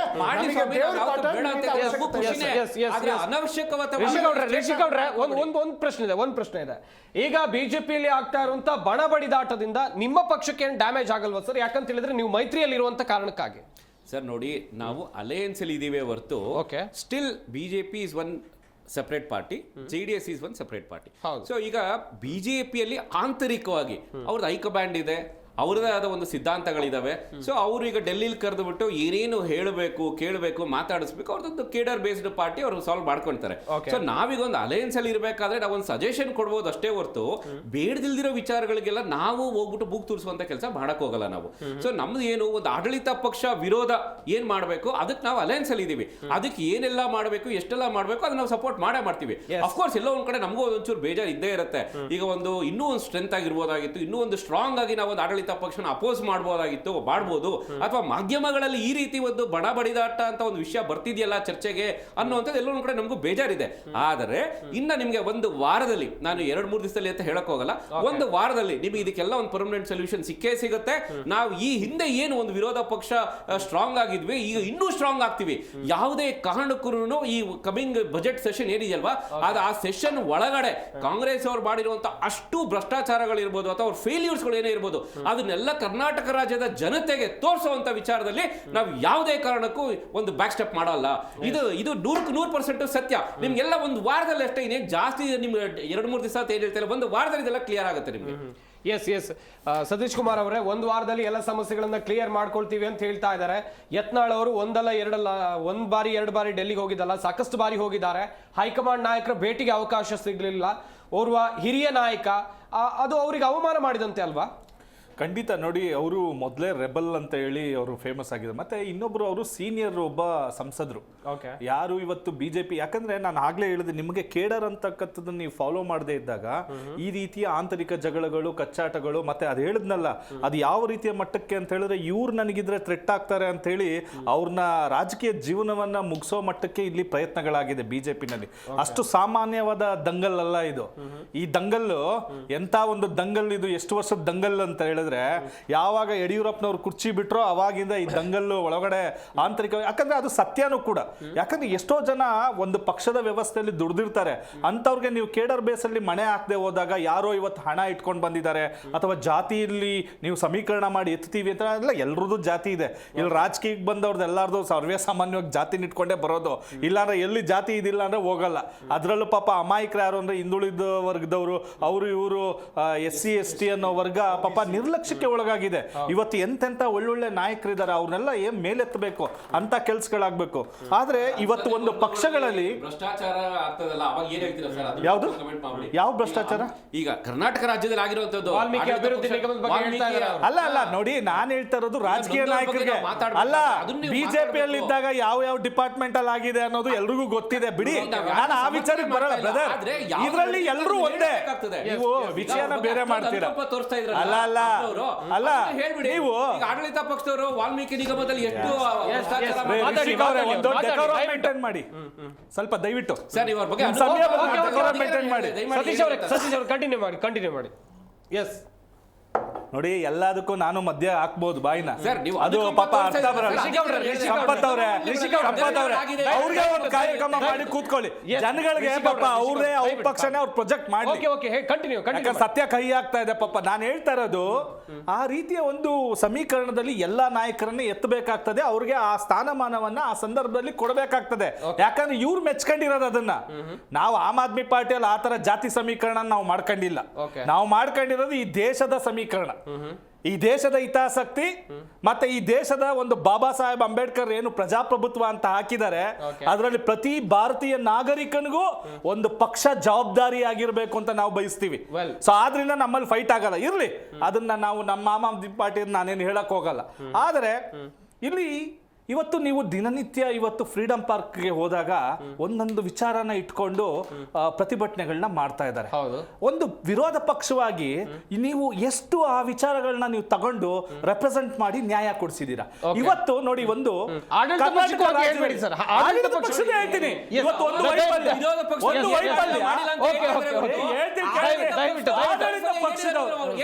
ಅವ್ರದ್ದು ಹೇಳಿದ್ನಲ್ಲ, ಆಡಳಿತ ಪಕ್ಷ ಕಾಂಗ್ರೆಸ್ ಬರ್ತಾನೆ ಇಲ್ಲ. ಇವತ್ತು ಅದನ್ನ ಹೇಳ್ತಾ ಇದ್ದೀನಿ. ಇವತ್ತು ಡೆಲ್ಲಿಲಿ ಇರ್ಲಿಲ್ಲ ಸರ್. ಎಷ್ಟು ಸತಿ ಕಾಂಗ್ರೆಸ್ ಫ್ರೀಡಂ ಪಾರ್ಕ್ ಅಲ್ಲಿ ಒಂದಷ್ಟು ಜನ ಇರ್ರಿ ಒಂದ್ ನಿಮಿಷ. ಫ್ರೀಡಂ ಪಾರ್ಕ್ ಅಲ್ಲಿ ಆಡಳಿತ ಸರ್ಕಾರದೇ ಬರ್ತಾ ಇದ್ದೀನಿ. ಇವತ್ತು ಸರ್ಕಾರದ ಗಮನ ಸೆಳೆಯಲಿಕ್ಕೆ ಇವತ್ತು ರಾಜ್ಯದಲ್ಲಿ ಒಂದು ಚಿಕ್ಕ ಗುರುತಿನ ಪ್ರಶ್ನೆಯನ್ನ ನಮ್ಮ ಒಬ್ಬ ವಿಧಾನಸಭೆಯ ಸದಸ್ಯರು ಎತ್ತಿದ್ದಾರೆ. ಏನು ಅಂತ ಹೇಳಿದ್ರೆ, ಕರ್ನಾಟಕ ರಾಜ್ಯದಲ್ಲಿ ಎಷ್ಟು ಸರ್ಕಾರಿ ಹುದ್ದೆಗಳು ಖಾಲಿ ಇದೆ, ಆ ಖಾಲಿ ಇದೆ ಅನ್ನೋ ಉದ್ದಕ್ಕೆ ವಿಭಾಗವಾರು ಇಲಾಖಾವಾರು ಅಂಕಿಅಂಶ ನೋಡಿದ್ರೆ ದಂಗಾಗ್ಬಿಡ್ತದೆ. ಎಷ್ಟು ಅಂತ ಹೇಳಿದ್ರೆ 1 ಲಕ್ಷ ಚಿಲ್ಲರೆ ಸರ್ಕಾರಿ ಹುದ್ದೆಗಳು ನೇಮಕಾತಿ ಅನ್ನೋದು ಪೆಂಡಿಂಗ್ ಉಳಿದಿದೆ. ಆಯ್ತಾ? ಇದು ಆಡಳಿತ ಪಕ್ಷದವರು ಅಂದ್ರೆ ಸಿದ್ದರಾಮಯ್ಯನವರ ಸೈನ್ ಹಾಕಿ ಕೊಟ್ಟು ಆ ಪೇಪರ್ ಅನ್ನ ನೀವು ವಿಧಾನಸಭೆಯಲ್ಲಿ ಕೊಟ್ಟಿದ್ದಾರೆ. ಆದರೆ ಇವತ್ತು ಅದಕ್ಕೆ ನ್ಯಾಯ ಕೊಡಿಸ್ಬೇಕಲ್ವಾ? ಇವತ್ತು ಸರ್ಕಾರ ಸೈನ್ ಮಾಡಿಕೊಟ್ಟಿದೆ, ಅವರು ನಿರ್ಲಕ್ಷ್ಯ ಆಗಿದೆ. ಯಾಕಂದ್ರೆ ಗ್ಯಾರಂಟಿ ಇನ್ನೊಂದು ಸ್ಕೀಮು ಹಣಕಾಸಿನ ಅಭಾವ ಅಂತಕ್ಕಂಥದ್ದು ಎದುರಾಗಿದೆ. ಅವರು ಸಹ ಇವತ್ತು ಅದನ್ನ ಸಮರ್ಥವಾಗಿ ಮ್ಯಾನೇಜ್ ಮಾಡ್ಕೋತಾ ಇಲ್ಲ. ಯಾಕಂತ ಹೇಳಿದ್ರೆ ಆಂತರಿಕವಾಗಿ ಒಂದು ಸರ್ಕಾರಿ ಕೆಲಸಗಳನ್ನ ಮಾಡಬೇಕಾದ್ರೆ ಎಲ್ಲಿ ಲೂಪ್ ಹೋಲ್ಸ್ ಹೋಗ್ತಾ ಇದೆ, ಎಲ್ಲಿ ಆಡಳಿತದಲ್ಲಿ ಹಣವನ್ನ ಕ್ರೋಢೀಕರಣ ಮಾಡಬೇಕು ಅಂತದನ್ನ ಮಾಡಬೇಕಾಗಿತ್ತು. ಆ ಲೂಪ್ ಹೋಲ್ಸ್ ಗಳನ್ನ ಸರಿ ಮಾಡದೆ ಜನರ ಮೇಲೆ ನೇರವಾಗಿ ಇವ್ರು ಆಗ್ತಾ ಇದ್ದಾರೆ. ಇವರು ಅವ್ರಿಗೆ ನ್ಯಾಯ ಕೊಡಿಸ್ಬೇಕಲ್ಲ. ಇವತ್ತು ನೋಡಿ ಎಷ್ಟೋ ಶಿಕ್ಷಕರ ಹುದ್ದೆಗಳು ಖಾಲಿ ಇದೆ. ಆ ಶಿಕ್ಷಕರು ಇವತ್ತು ಬೀದಿಲಿ ನಿಂತ್ಕೊಂಡು ನೇಮಕಾತಿ ಕೊಡಿ, ನಾವು BEd ಮಾಡಿದೀವಿ, MEd ಮಾಡಿದೀವಿ ಅಂತ ಅಂಗಲಾಚಿ ಬೇಡ್ಕೋತಾ ಇದ್ದಾರೆ. ಇದು ವಿರೋಧ ಪಕ್ಷ ಗಮನಕ್ಕೆ ತರಬೇಕಲ್ಲ, ಆಡಳಿತ ಪಕ್ಷಕ್ಕೆ. ದರ್ಶನ್ ಅವರೇ, ಇನ್ನೊಂದು ವಿಚಾರ ಅಂತ ಹೇಳಿದ್ರೆ, ಈ ಹಿಂದೆ ರಾಜ್ಯದಲ್ಲಿ ಆಡಳಿತ ಮಾಡ್ತಾ ಇದ್ದಂತ ಬಿಜೆಪಿ ಸರ್ಕಾರದ ಮೇಲೆ ಸಾಲು ಸಾಲು ಆರೋಪಗಳು ಕೇಳಿ ಬಂದಿತ್ತು.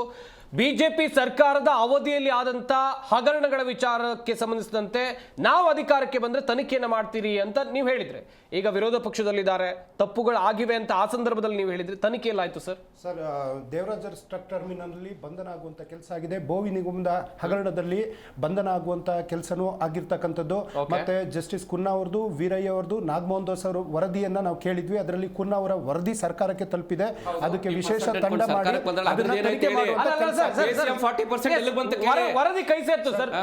ದಯವಿಟ್ಟು ವರದಿ ಕೈ ಸೇರ್ತು ಸರ್. ವರದಿ ಏನಾಯ್ತು ಈಗ? ಅದಕ್ಕೋಸ್ಕರ ಮಾನ್ಯ DK ಶಿವಕುಮಾರ್ ಅವರ ನೇತೃತ್ವದಲ್ಲಿ ತಂಡ ರಚನೆ ಮಾಡಿ ಅದಕ್ಕೊಂದು ವಿಶೇಷ ತನಿಖಾ ಸಂಸ್ಥೆಯನ್ನ ನಿಯೋಜನೆ ಮಾಡುವಂತ ಉದ್ದೇಶವನ್ನು ಹೊಂದ್ಕೊಂಡಿದೀವಿ ಸರ್. ಉದ್ದೇಶ ಮಾತ್ರ ಇರೋದು ಸರ್, ಖಂಡಿತ ಮಾಡ್ತೀವಿ. ಯಾಕಂದ್ರೆ ಜನಗಳಿಗೆ ನಾವು ಭರವಸೆ ಕೊಟ್ಟಿದ್ವಿ, ಅವತ್ತು ಆಗಿರೋ ವಿಚಾರಗಳನ್ನ ಎತ್ತಿ ಎತ್ತಿ ತೋರಿಸಿದ್ವಿ.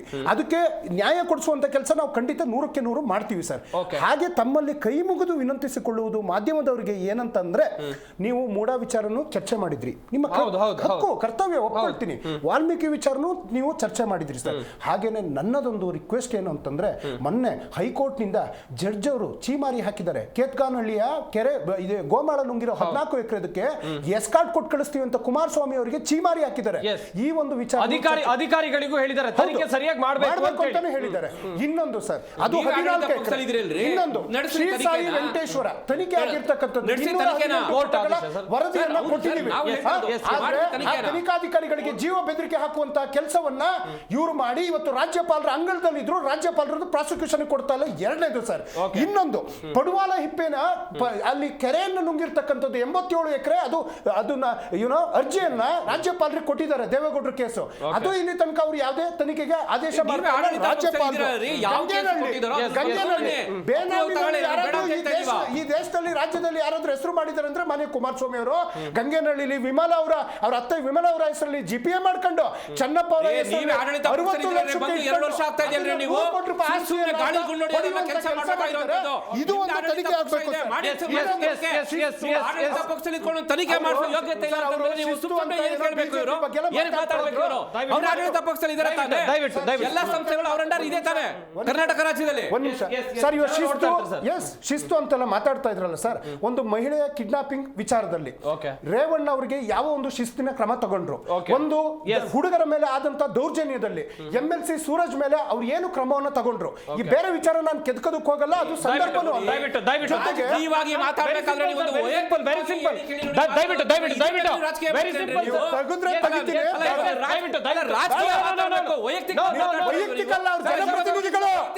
ಜನಪ್ರತಿನಿಧಿಗಳು ವೈಯಕ್ತಿಕ ಅಲ್ಲ.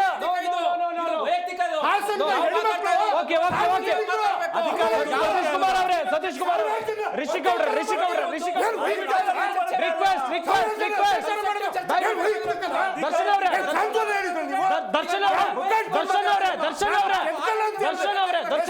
ನಾವು ಪೊಲಿಟಿಕಲಿ ಮಾತಾಡ್ತಾ ಇದೀವಿ, ರಾಜಕೀಯವಾಗಿ ಮಾತಾಡ್ತಾ ಇದೀವಿ ಅಷ್ಟೇ ಹೊರತು ವೈಯಕ್ತಿಕವಾಗಿ ಮಾತಾಡ್ತಾ ಇಲ್ಲ.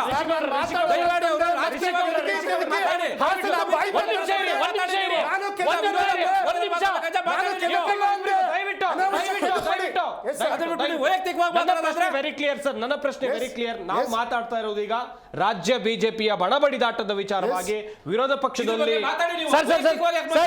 ನಾನು ಬರ್ತೀನಿ ಸರ್, ನಾನು ಕೇಸ್ ಹೆಣ್ಮಕ್ಳಿಗೆ ಹೋಗಿ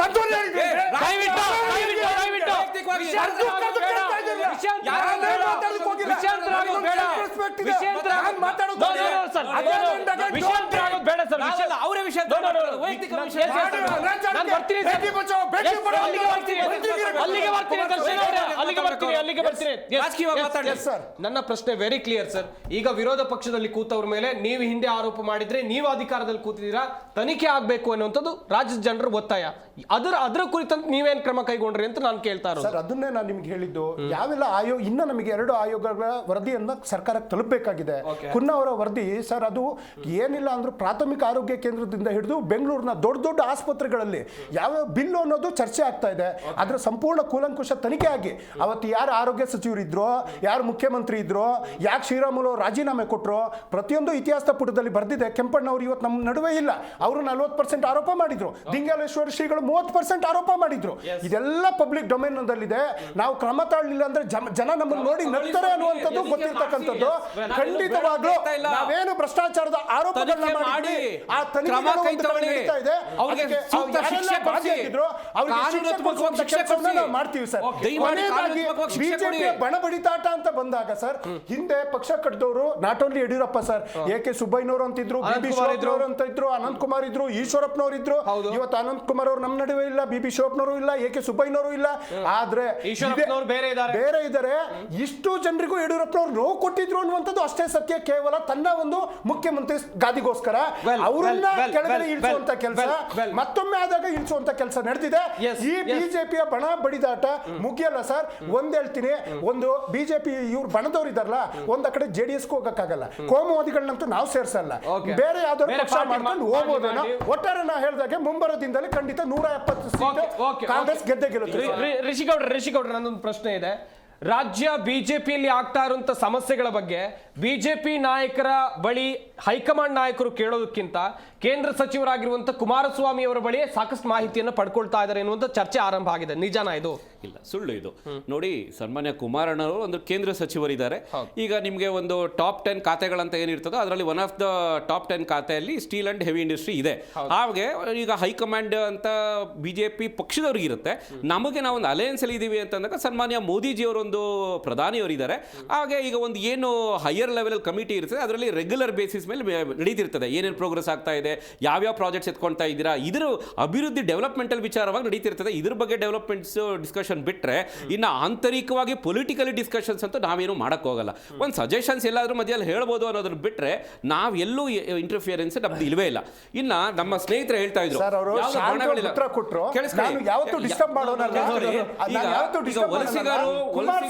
ಇವತ್ತು ಕೇಂದ್ರದ ಸಚಿವರಾಗಿ ಕರ್ನಾಟಕಕ್ಕೆ ಅವರ ಕೊಡುಗೆ ಏನು?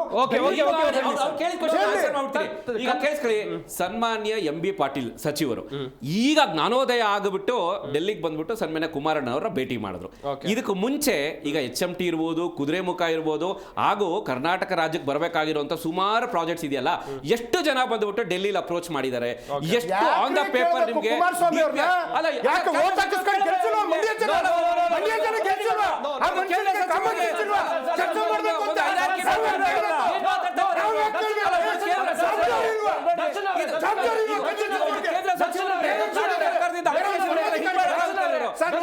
ಅವ್ರ ಮನೆ ಬಾಗ್ಲು ಕಾಯೋ ಕೆಲಸಕ್ಕೆ ನಾವು ಅವ್ರನ್ನ ಕಳಿಸ್ಕೊಟ್ಟಿಲ್ಲ. ಹಾಗಾದ್ರೆ ನಿಮ್ಮ ಸಂಸದರು ಕೇಳಬಹುದಲ್ಲ ಸರ್, ರಾಜ್ಯದ ಸಮಸ್ಯೆ ಬಗ್ಗೆ ಧ್ವನಿ ಎತ್ತಬಹುದಲ್ಲ ಸರ್? ಧ್ವನಿ ಎತ್ತಬಹುದಲ್ಲ ಸರ್? ಧ್ವನಿ ಎತ್ತಬಹುದಲ್ಲ ಸರ್? ಸಚಿವ ಸ್ಥಾನ ಕರ್ನಾಟಕಕ್ಕೆ ವೈಜಾಕಿ ಕೊಡ್ತಾರಂತೆ. ಕೇಳಿಸ್ಕೊಳ್ರಿ, ಈಗ ಒಂದೇ ಒಂದು ನಯ ಪೈಸೆ ಇಲ್ಲ. ಆನ್ಸರ್ ಮಾಡಿ.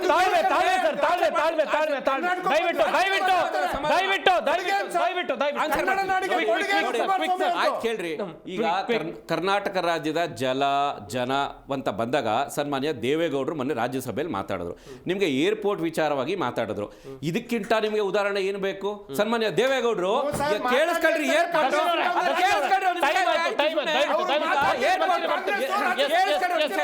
ನೋಡಿ ಏರ್ಪೋರ್ಟ್ ವಿಚಾರವಾಗಿ ಬಂದಾಗ ಸನ್ಮಾನ್ಯ ದೇವೇಗೌಡರು ಯಾವುದೇ ಕಾರಣಕ್ಕೂ ಬ್ಯಾಂಗ್ಳೂರ್ಗೆ ಏರ್ಪೋರ್ಟ್ ತಗೊಂಡ್ಬರ್ಬೇಕು ಅಂತ ಹೇಳಿದ್ರು. ಕುಡಿಯೋ ನೀರು ವಿಚಾರವಾಗಿ ಬ್ಯಾಂಗ್ಳೂರ್ಗೆ ಕಾವೇರಿ ನೀರು ಏನು ತರ್ತಾ ಇದಾರಲ್ಲ, ಇದ್ರ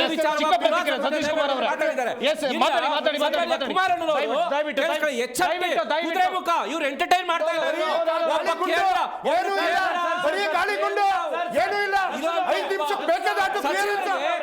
ದೇಶಕ್ಕೆ ಮರ್ಯಾದೆ ಕೊಡಬೇಕು, ಆ ಮರ್ಯಾದೆ ಕೊಡ್ತಾ ಇಲ್ಲ ರಾಜ್ಯ ಸರ್ಕಾರದವರು. ಒಬ್ರು ಕೇಂದ್ರ ಸಚಿವರಿಗೆ ಬೆಲೆ ಕೊಡ್ರಿ ಅವ್ರಿಗೆ, ಆಂಕರ್ಗಳಿಗೆ ಒಂದು ಸ್ವಲ್ಪ ಬೆಲೆ ಕೊಡ್ರಿ.